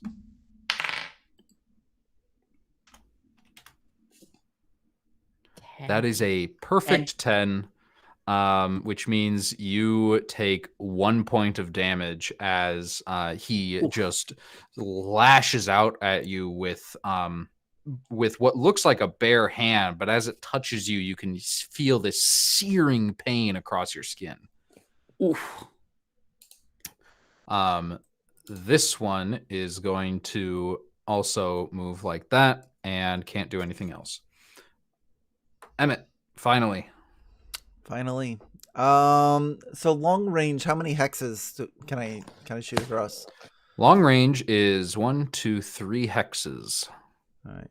1, 2. So I can hit big guy from here, right? Oh yeah, you can hit big guy. I am going to not hit big guy though. I'm going to shoot the one that's attacking Cal. And I do have weapon training on projectile, so that'll be a D8. And I would like to shoot my rifle. And that is an 8. Nope. An 8 is not going to hit that thing. All right. And then I will... No, or I should say it does definitely hit it. Lands like dead center right in the chest, but it does no damage. All right. And then I would like to move if I can. I'll just move up here. All right. Back to the top of initiative with Doc. All righty. Still feeling confident after that last one. Book's going to start, charging with energy again as Doc goes to pull the energy from the book and launch it at someone. And I think I'm not completely consumed with power. No, actually, I'm somewhat arrogant. I think I can maneuver this around Cal to hit the thing on him or next to him. All right. Aiming for the thing that's on top of the cart that is lashing downwards at Cal. Yeah. That is a 3 to shoot another. Oh, yeah. A 3 definitely hits. You deal another 2 points of damage. Your finishing blow doesn't manage to finish him off, but definitely looks worse for wear as another bolt of lightning arcs from your palm to this guy's face. Bolt of lightning? Great Scott! Great Scott! I knew you were going to say it. Yes, as I start to, I'm feeling pretty good about myself. All right. And I am at this point as they're moving forward. I'm gonna come back over here with my buddy Emmett. All right. Let's see. Next up is this guy. It's impossible for you to miss. The big guy is going to move 1, and that's his turn. Cal, you're next. Right. Actually, I made a mistake. Oh. Good. It was a tactical mistake, but I made it, so it's set now. Fair enough. Right, Cal is going to whip out the broken cement-coated shotgun for a melee attack. Because firing a pistol at point-blank range never goes well. 9. Oh, Actually, no, I'm And re-rolling that. I'm going to use my luck. using your luck. All right. And as a reminder, How does the effort thing work for helping out allies? I was about to describe that. So, Okay, cool. Go for it. there are 2 options here. Before an ally's attack, you can combo with them. You spend 2 effort, and if they hit, they deal 1 extra damage. Before or after one, you can help. Before or after the roll. So even after the roll, if they roll really badly, you can use your help, spend 2 effort, and they get 1 extra die. And remember, if you fail a check, you get 1 effort point back. I used my luck and I got a 4. A 4 does hit. So as the so to clarify, if I remember correctly, your cement-coated shotgun is coated in cement and is not functional, so it is a club. You just grab it by the barrel and you swing with all your might with the heavy and now overly weighted stock, and it just collides with the shoulder of this guy above you, and he clearly insane, but did take damage. Lovely. And he gets to go next. Oh. Unless you're moving. You do still have your move. Can I move back here?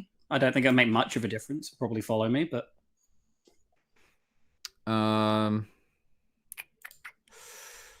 think he's going to move...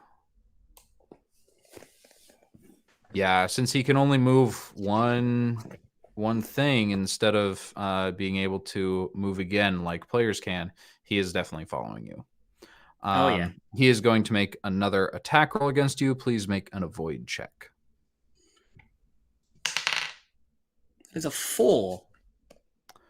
A 4 is a success. As he lunges off of the cart towards you, you go for a dive to the side, and he just collides with the ground, you both get nimbly back to your feet, ready for more action. This guy is also going to move. He is going to move here, though, and take some cover inside that building. Is he? The building's smoldering. Yeah, he is. Is that a smoldering building? No, this one over here is the one that exploded. This one is actually no. This one is also on fire, but he goes inside anyway. Emmett. Emmett will look at the big guy on the way over. Look down where Cal's at, and we'll fire one down here at the one that's attacking Cal. This will be a rifle. 5. A 5 at the big guy. No, at the little guy. This one down here by Cal. Actually, it doesn't matter. Their defense is the same. Still going to be a miss. Oh. So before it is definitely a miss, there are 2 options to happen. One of your allies can spend 2 effort to help you if they have it, or I can do it now. You yourself can spend 3 effort to give yourself an extra die.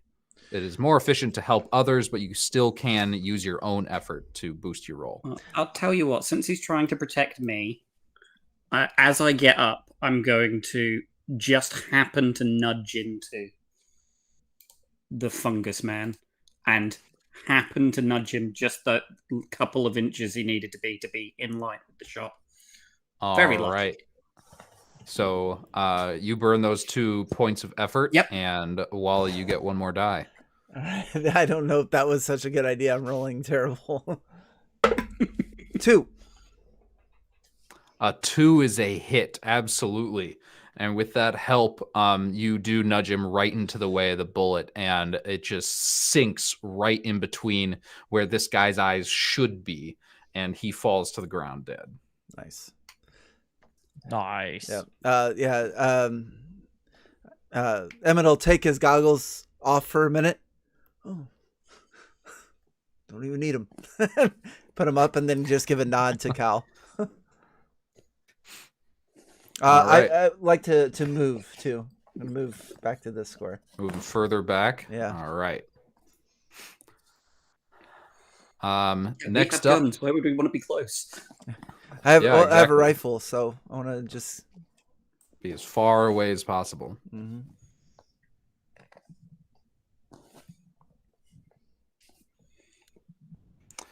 Next up is Doc. I'm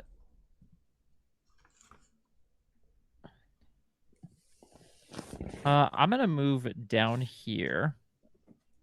He's still out of range from this zone, so that's all I'm gonna do. I'm gonna move down as I get ready to attack it as he continues to move forward.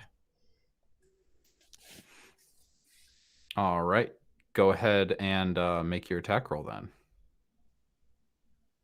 Oh, does like holding an action work? Is that what? He's out of range, so I can't Not attack. with I'm your more just current, getting not ready. with your insanity wound. Cool. Yeah, so I'm just gonna. Oh wait, I have to make an attack, don't I? Yeah. Oh, okay, never mind. I have to come up here then. I'm gonna come up here and make an attack because the this one's dead, right? Yeah, that one's. Oh yes, that one is dead. You're right. Okay. Yeah, I'm gonna come up here and yeah, I'll the book will once again come to life with energy as I try to pull it. I get a 5, but hold on. I think I am going to use some of my effort to re-roll that because I happen to know that a 5 is going to miss. You do. Yeah, you can re-roll that if you have the 3 effort points to spend. I do, and it was all wasted because then I roll a 6. So yeah, you guys see Doc, his book comes to life with energy as he tries to pull it and shoot another blast off, but instead I dropped to 0 HP. Oh, The bolt So I don't know what happens at that point. explodes in his hand. What the Oh, hell no. just happened? Oh, The item he has is extremely dangerous. Oh no. that you're shooting with? Or The bolt, Yeah, the book the that's book. been giving him lightning Yeah. is very Okay. risky. Oh my. Great Scott. 1.21 gigawatts. So you have dropped to 0 health. Yes. I This don't know what is happens a now. failed check, so you do get 1 point of effort back. Cool. You have 2 options now. Okay. You can either go. Let me pull this up so I don't get this wrong. You have 2 options. They are you can go unconscious, or you can make a last stand. And by last, I mean last. So if you're unconscious, if you regain any health, you'll regain consciousness. You cannot take turns or spend effort. You automatically fail any checks that require movement or senses. You cannot gain effort by failing checks. If you take damage, you lose effort instead of health.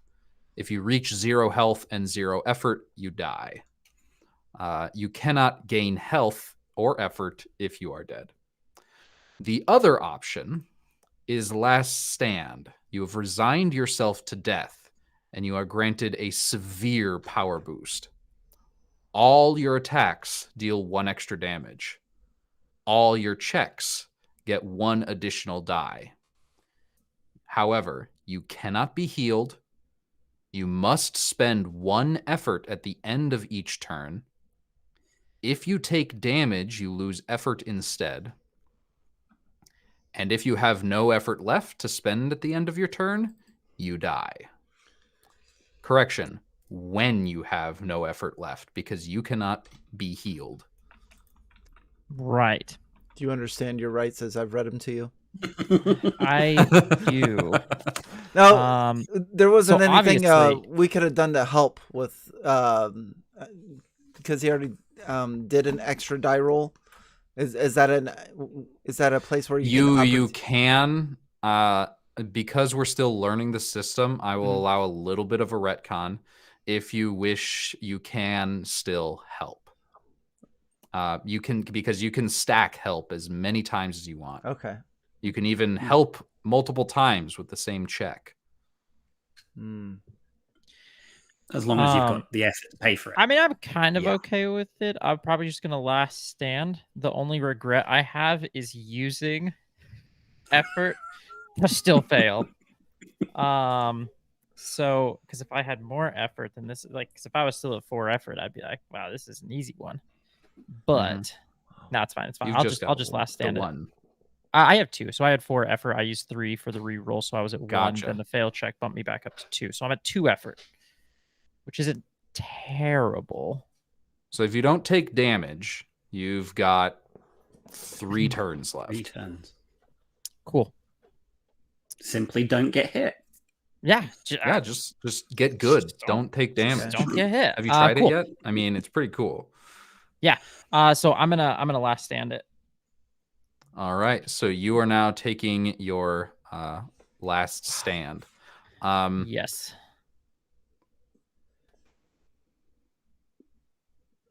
Unfortunately, this gonna get does forward and hit now me. your turn ends. Yeah. So you have to burn one of your effort. Oh, I To have stay to. on your Okay. Ooh, that feels Cool. bad. Cool. Yeah. All right. I'm. It's down to not 1 often effort you now. take damage on your own turn. That's true. That's true. Yeah. This is an interesting. Yeah. Edge Rules is cases, written play to testing. Yeah, it's playtesting, and I think that's fine. It's just something that comes with the risk of using. I'll peek behind the screen here. This is a reflavoring of the Effigy of an Elder God, which is in the book. It is a mid-range attack. You can, while holding this effigy, you can use an action to summon a bolt of acid lightning to strike one enemy in mid-range. This attack uses a D8, and if the attack hits, the enemy loses 2 health. If the attack misses, the bolt hits you, and you receive the wound indoctrinated. You cannot willingly let go of the effigy, and you must use this effigy as your action for the next 3 turns. Holy shit. Yeah, real risky. Is that anything All that right. the paramedic skill can help with? Yes, that is a wound. So if I can get If to we him, had known about it. is it too late, I guess is what I'm asking, or is it You can use your, he still has that wound. okay. He still is forced to use this effigy. Okay. So now like it has been 3 turns, so am I forced to continue using it now that 3 turns have passed? I'm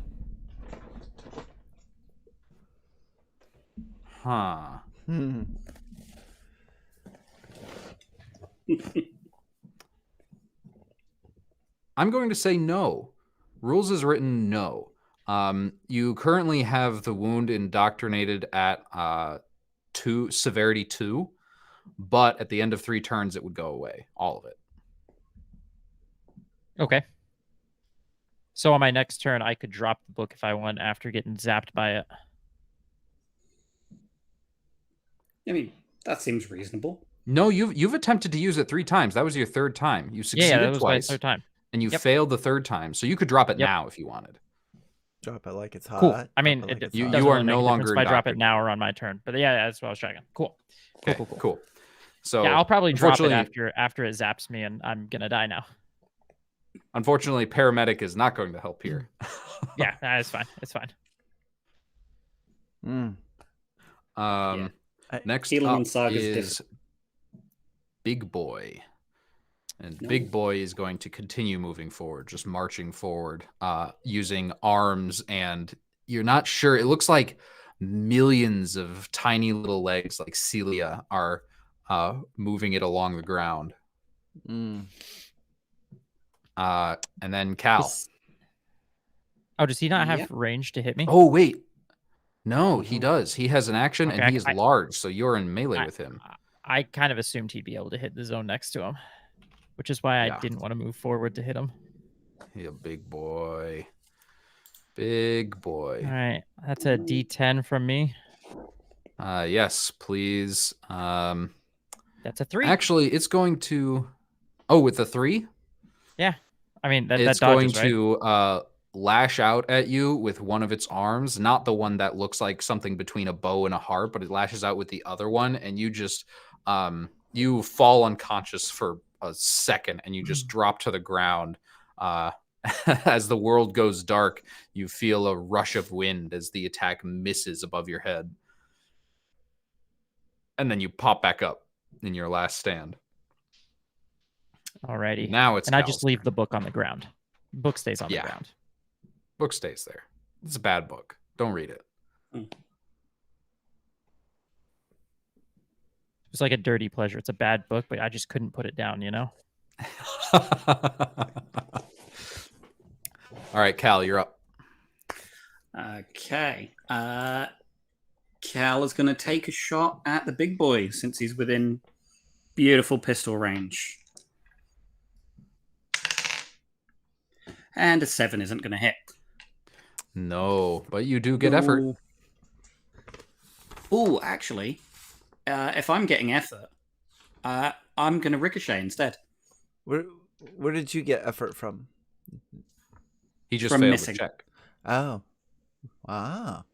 But instead of regaining effort, I'm going to roll a D12 to see if that bullet hits someone else. Oh, nice. That's a 4 on the one hiding in the building. And with the one hiding in the building, you can see...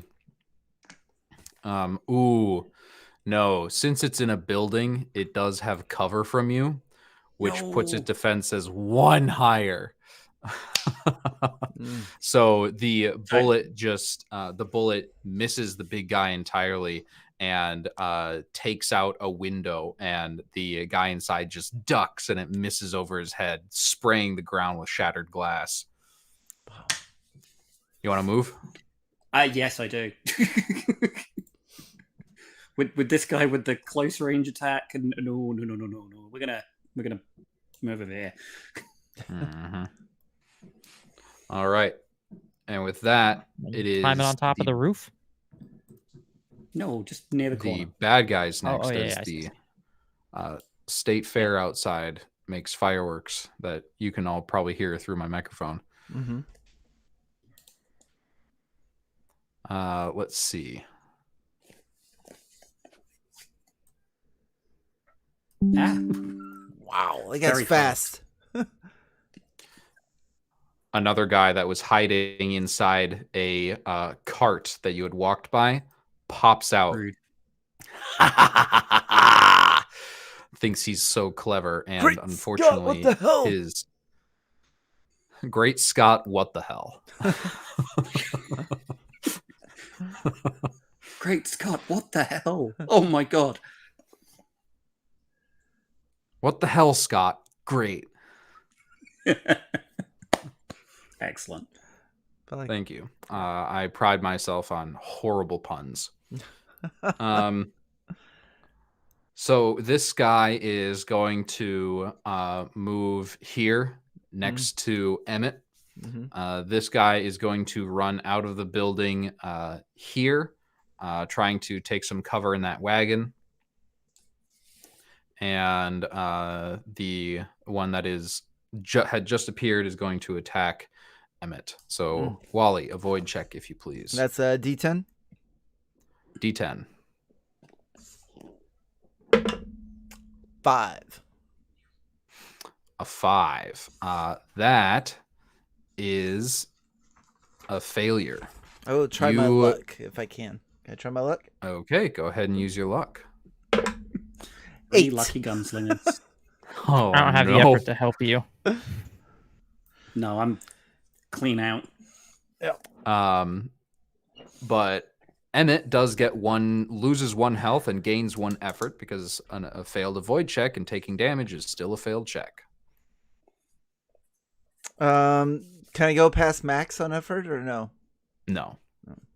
Well, that's a bummer. All right. If you want, you can. Can I go ahead and burn it? You can spend 3 effort to give yourself an extra chance. So I can, like counterspell and put it on the stack, Magic the Gathering wise. we'll if that's what you want to do. Here's what you're going to do instead, and this is where luck really shines.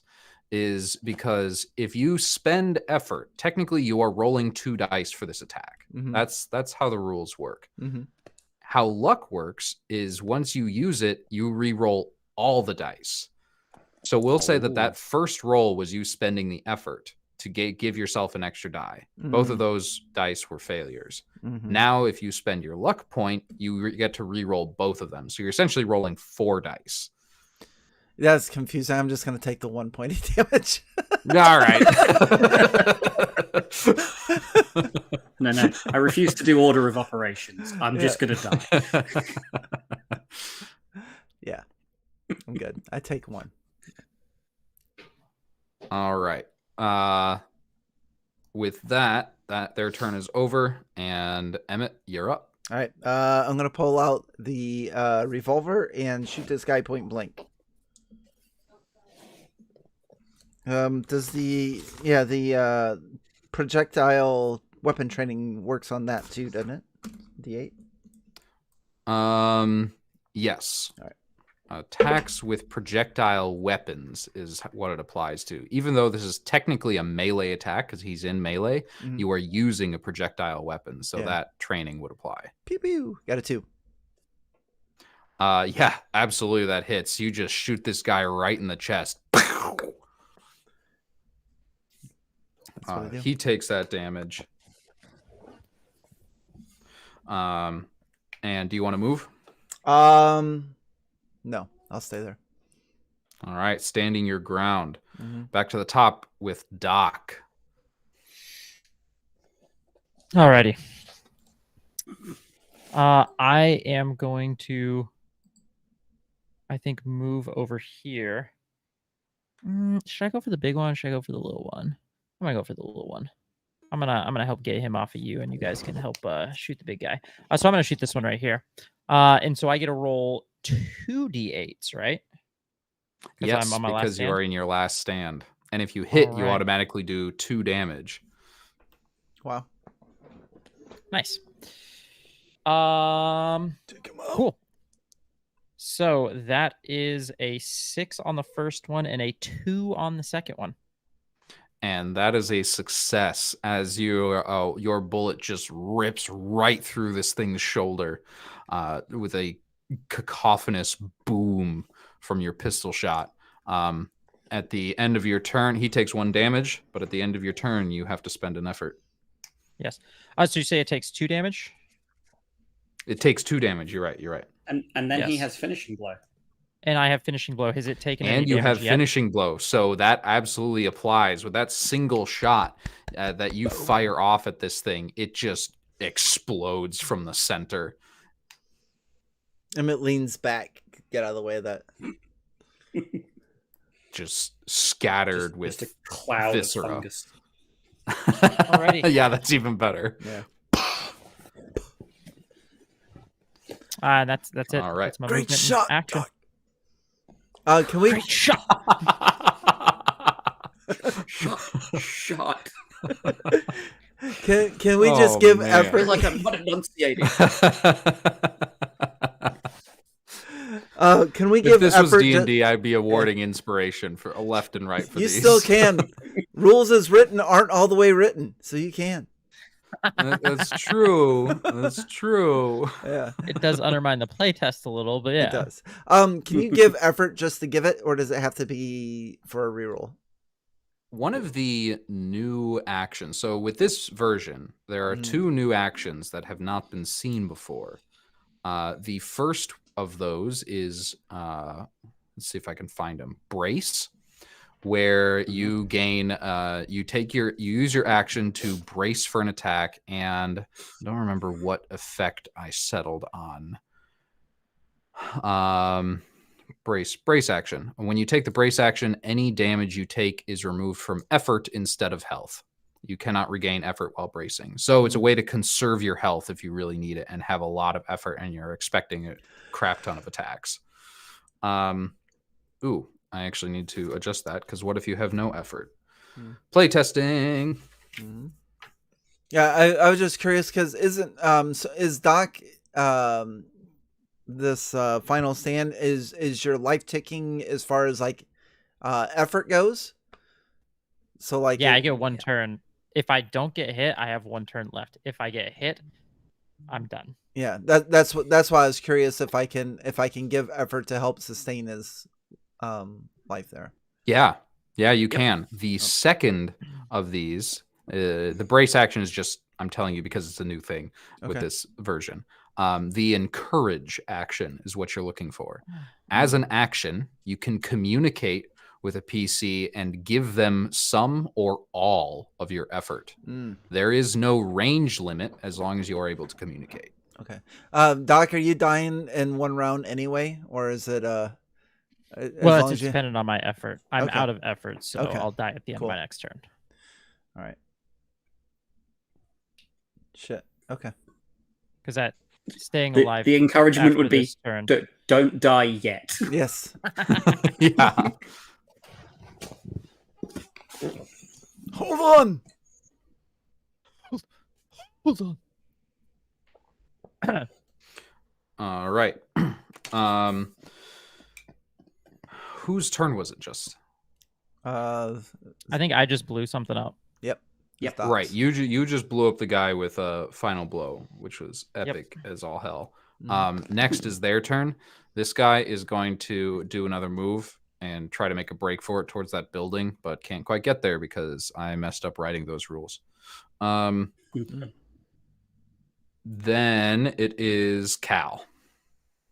All right. I'll tell you what, I'm going to put Cal there, which I think puts him just in range to make a long-range pistol attack because he can. Because sharpshooter? Yep. Amazing. Because of rank 3 sharpshooter. Yeah. Because you decided we didn't need pistol training because it's the West. That's right. Pistols are common here. Weird West. Wild. All right, here we go. 5. So I just regain an effort. Yeah, you just regain that effort. The bullet misses wide above him. I don't know if it's a him anymore. It's just an it. And it is next. It is going to move here and is going to attack Doc. I need an avoid check. So do I still get 2 on this? I guess it doesn't matter. The first one was a 3, then the next one was a 4. Yeah, you would get 2 on this. Nice. Cool. All checks, you get 2 dice. And it misses again, just slamming into the ground right next to you. I do like that dying people are harder to kill. Dying people are very hard to kill.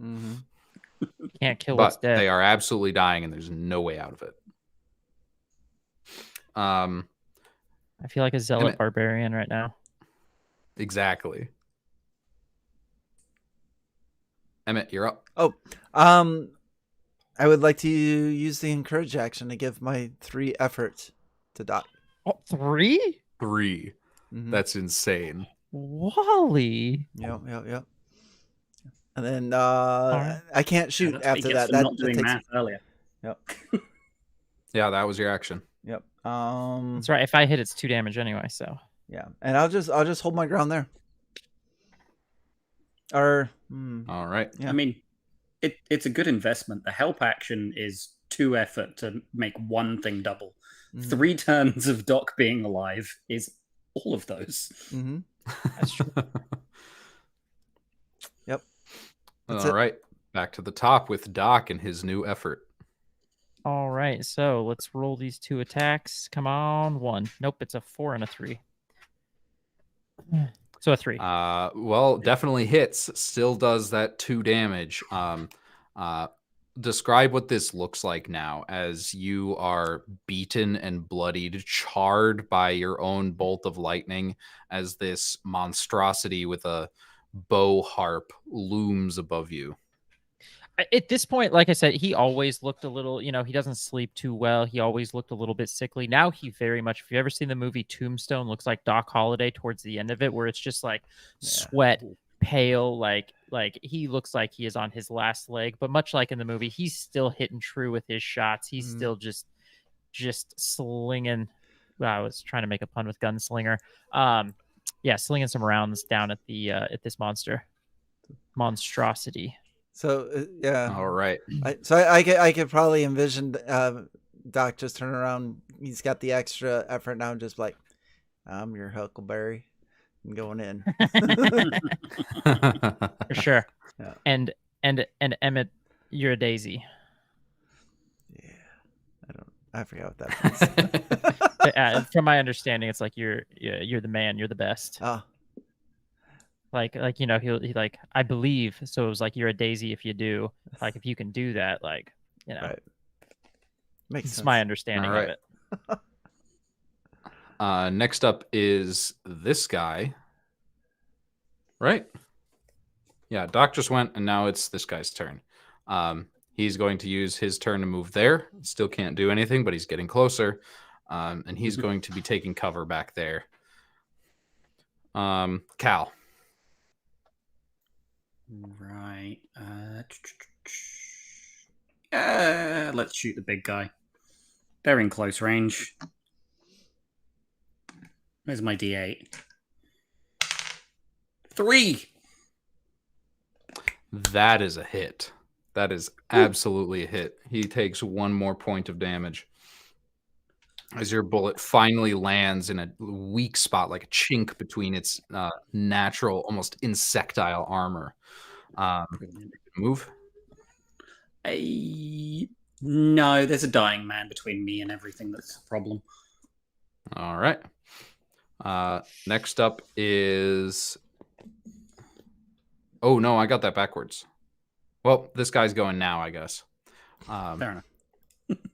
The big guy is going to move here, right on top of the dying man. Crowding my space. This zone is now at capacity 9. You all everything can still attack in there for now. And as it does, it is going to take its arm that is a bow and reach over with its normal-ish looking arm, and with 2 fingers draw back and just pluck it like a harp, and this resonant pulse rings out, deafening your ears, all of you. I need everybody to make void checks. Oh, no. 4. 4. You all succeed.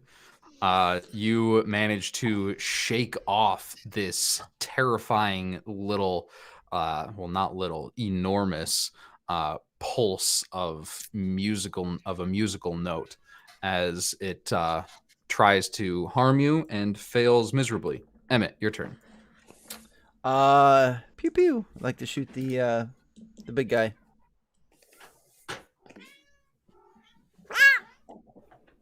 That is a 2. I want to leave in like 2 seconds. That is a 2. That is a hit. Absolutely. You're attacking him with your pistol? I am. Yep. All right. You take another shot and you fire at this thing's bow arm, and it just gets yanked backwards by the force of your bullet. Just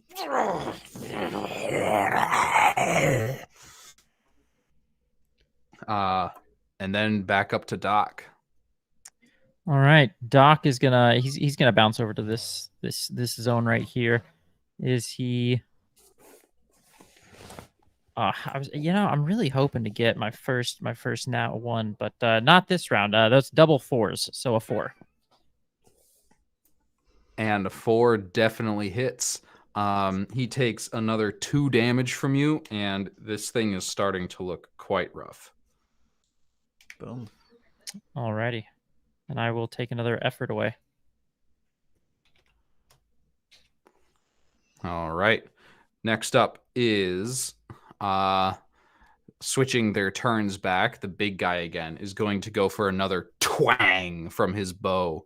I would like all of you to please make avoid checks.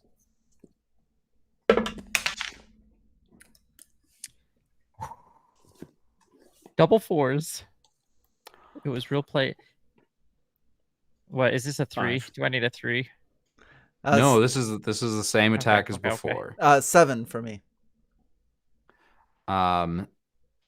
Emmett, you take 1 point of damage as you can feel your eardrums like break and you start to bleed from both ears. Cal, you're up next. Okay. Another shot at the big guy.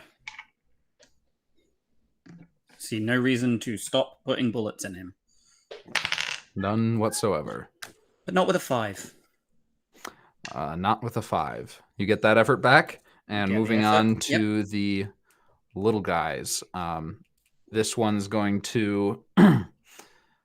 I think it's going to move here.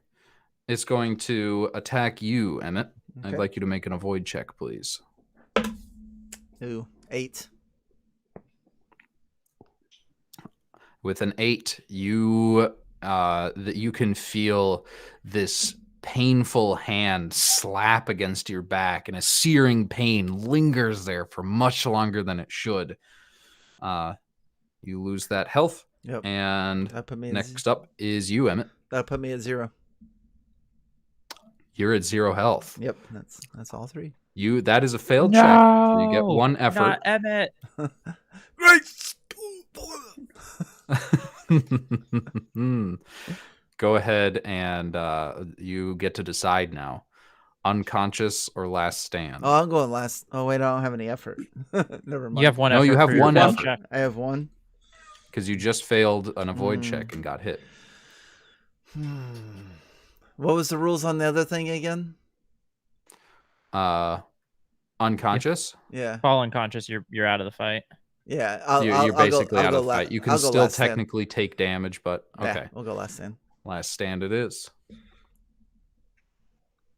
All right. And with that, our other last stander is next. Doc, you're up. All right, does let's see what we that got here. skip me on that then? When I went to 0, and then it comes around to my turn. Oh, no, yeah, sorry, it is your turn still. Sweet. Yes. Okay. Yeah. So I get to roll 2d8 then?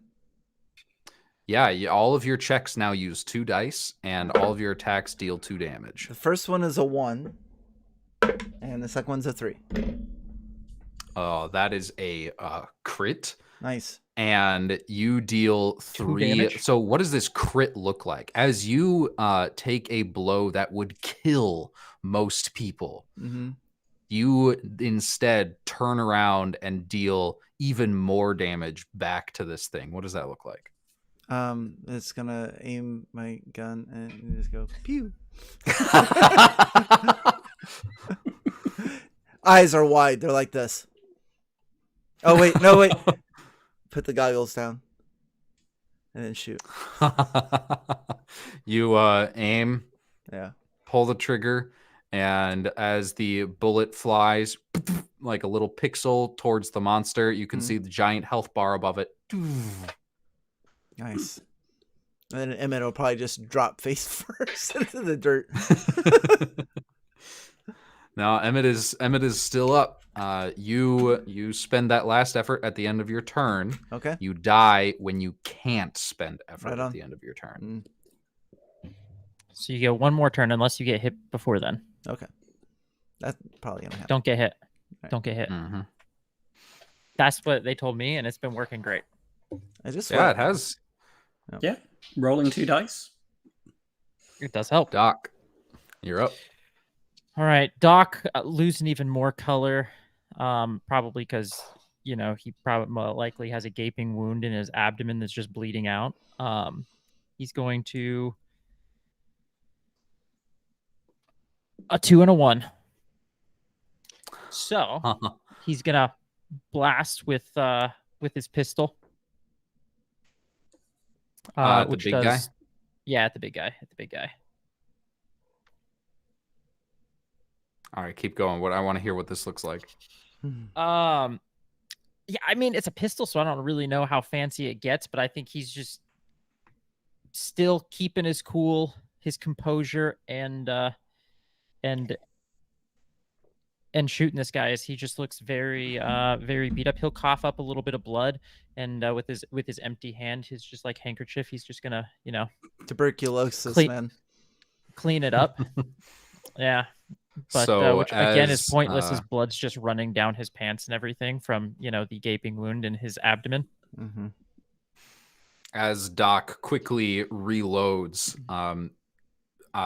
cocks the revolver back, and with one hand that was reloading and the other hand has the pistol in it, he aims up, straight up with the pistol as the monster looms over you and fires, and the bullet goes straight up through its chin, out the top of its head, just poof, and it slowly slumps down to the side. You take a half step backwards as it falls in front of you, and you just dab at your mouth with a handkerchief.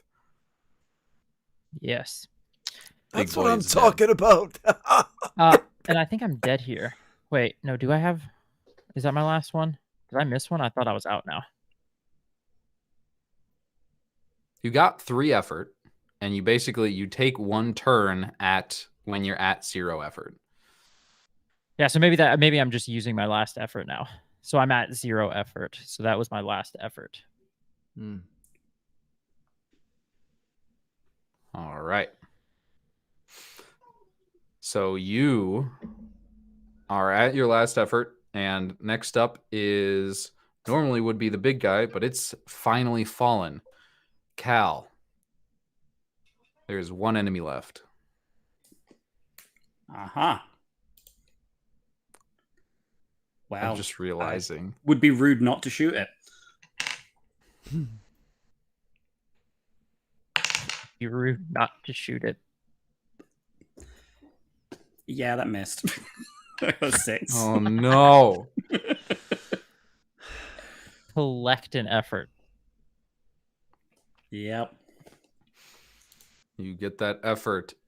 Now it's the little guy's turn. I am going to move though. I'm gonna come in here. I think because I'm not convinced that they're dead, because I don't know that they're definitely dying. So we're like, hey, you.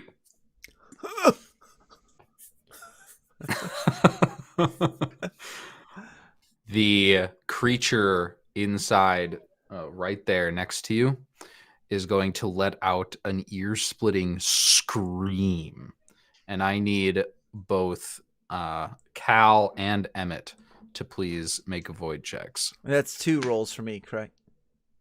2 dice. A 9 and a 1. Nice. Perfect. I got an 8. An 8 is a failure, and you lose 1 health. Can I use powered deflection? Yes, you negate the can. damage? And you're going to spend, I think, that requires effort, right? Yep. Somebody 2 effort. optimize. So you burn through that 2 effort, and what does your powered deflection look like? Cal's powered deflection is basically something on him happens to deal with the issue. This is a giant scream. Just as he's about to cover his ears, he just kind of goes and then pulls out a tuning fork. Huh, that was lucky. And What is it? Wait, his power deflection is just he happens to have something on him that counters whatever the thing is, like a Bible taking a bullet or something. And he's got a tuning fork in his pocket that's vibrating and kind of absorbing the scream. Gotcha. I forgot I had that. That's a lucky As piece. the energy from the sound around you is absorbed into this fork and turned into, instead of a dangerous sound, just a minor vibration in your hand. Very convenient. Mm-hmm. I need to All borrow right. that. No, I only had one. Sorry. Emmett, it is your turn. All right. I'm gonna try to shoot this dude. That is a 5 and a 5. Fives are going to miss. Yeah. That'll Oh, you spend an effort at the end of your turn. No, actually, I want to move. All right, you move. But I'm gonna move really slow. He's like, it's gonna walk. Shuffle. You know, like look over his shoulder. It's been great. Okay. Limp is finally real. I'm just gonna drag it out a little bit longer. And then he moves back and he just dies. Oh, that's his end. Yeah, that was a 0. Oh, 0 health. And Emmett falls to the ground. Finally, yeah, his limp was real. Yeah. Finally, the limp was real. That'll be the title of this episode. The limp was real. Doc, you're up. All right. I'm going to move up here. And I'm going to roll. And a 2 should hit. Oh, yeah. A 2 definitely hits. Deals 2 damage to this thing as a shot just rips its arm clean off. Unless it was at 3 HP, in which case it would do 3. No, this guy hadn't taken any damage yet. Okay. So yeah, I'll just shoot it and then drop the gun. Again, dab the blood from my face as I then fall to my knees, try to straighten up my my coat a little bit as I'll look at Emmett on the ground. Thanks for the encouraging words, bud. And Doc will fall to the ground dead as well. Cal. Cal's Okay. lucky, I guess. Jesus. Cal's the cause. No. Cal, just death follows Cal. Cal goes to the next city and meets 2 new friends. Dun dun dun. And the Maybe. cycle continues. Right. Bullet at the fungus person. That's a 3. A 3 is going to hit. That fungus person takes 1 more point of damage. And it is looking real rough. And it is going to make its attack against you, this time letting out another. No. Different tone this time. Oh, well, that's a D8. I don't want to roll a D8. I want to roll a D8. I don't You're get not to. allowed to roll a D8. 1. You fully avoid. You pull out a second tuning fork. With a new vibration. I did have 2. And it's back to you. D8 on the pistol. 4. That's a 4. How do you want to do this? With the tuning fork. Sadly, looking at the carnage around him with the last bullet left in his 6 shot. Just Execution style. That last shot rings out. And this fungal man falls to his knees and then to the ground. why does this happen everywhere I go? Everywhere. You look around, and again, of no fault of your own, you see 2 companions dead. Horrible monstrosities. Their bodies strewn across this main thoroughfare. The silence here is deafening. Burning buildings in the background is the only noise.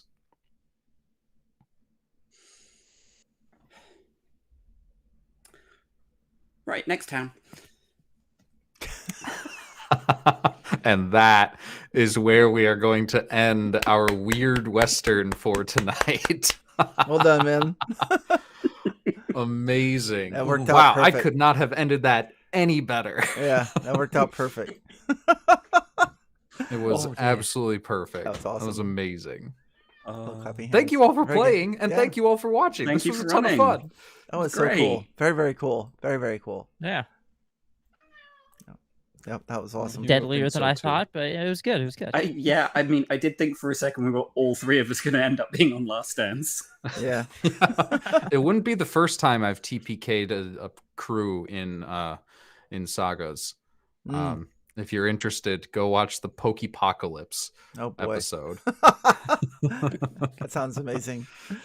Cool. No, cool. those characters sounded good.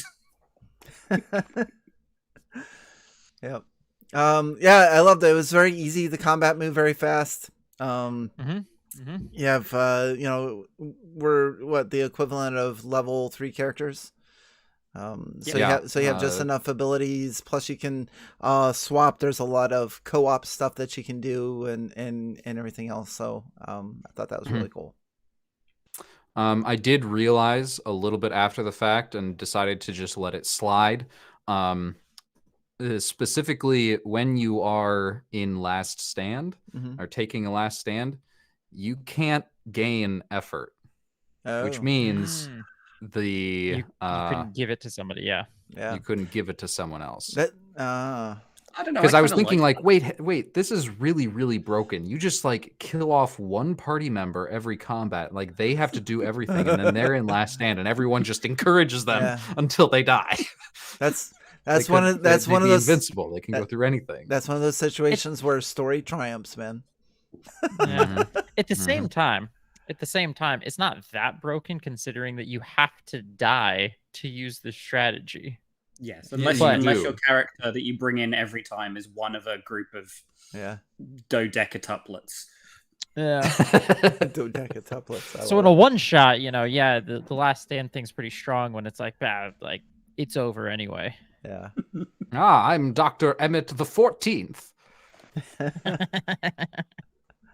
Very cool. Yeah. But no, that was a lot of fun. Yeah, that was cool. Awesome. Nice. Glad you thought so. Yeah. Yeah, very, very cool. So fun. I like how easy it went into Western as well. I mean that seems like I mean that's what you're setting out to do is the genre agnostic, and other than just a minor tweak on the pistol proficiency from uncommon to common. I mean that was it. So yeah, that was pretty smooth. Yep. I liked it. And I'm glad you think so, because obviously from the name that's what we're going for, and that's been the feedback pretty much every time across every single genre that we've played so far. Just got done last night with our full cosmic horror one. This one had a little bit of cosmic horror of just like being weird, but it worked in that cosmic horror setting. It's worked in modern settings. It's done zombie apocalypse. It's done Pokemon. We're starting to lean into actual IPs. Very cool. And in next week or the week after, over on Mistress Winter's Court on Twitch, we're going to be doing Horizon Zero Dawn as a setting that we'll play in. Really looking forward to that one. Very cool. Nice. Awesome. I have evidence of you being nice now. Cool. Well, I will go ahead. Anything anyone else wants to say before we head off stream, or we good? This was fun. I love doing this kind of shit. Yeah, that was good. Good. Yeah, hope to do it again. Great. I did not put the links to everybody's channels in the description below, so go out and find everyone. You can find me here. OKSDM. Tell them real quick before we go where to find you at. You can find my YouTube channel, OKSDM, and from there, pretty much everything about Sagas. I believe the only about link on my page now is to my link tree, which has links to all the 40 billion different things I do. And you guys too. Don't be afraid. Yes, Josh and Steven. Yeah, Dungeon Master Josh is my YouTube channel. From there, yeah, you can find links to any of the stuff I'm doing, my Discord channel, which is where I spend most of my time interacting with people and running games with viewers. So if you want to play games with me, we mostly do 5e. Steven? Yeah. And my channel is Rules and Rulings, which you can find, and I assume I have links up. I can't remember. It is 4 o'clock in the morning. Nice. And with that, we'll get out of here. So thanks to the chat for hanging out with us, and thanks everybody for watching, and on to the next then.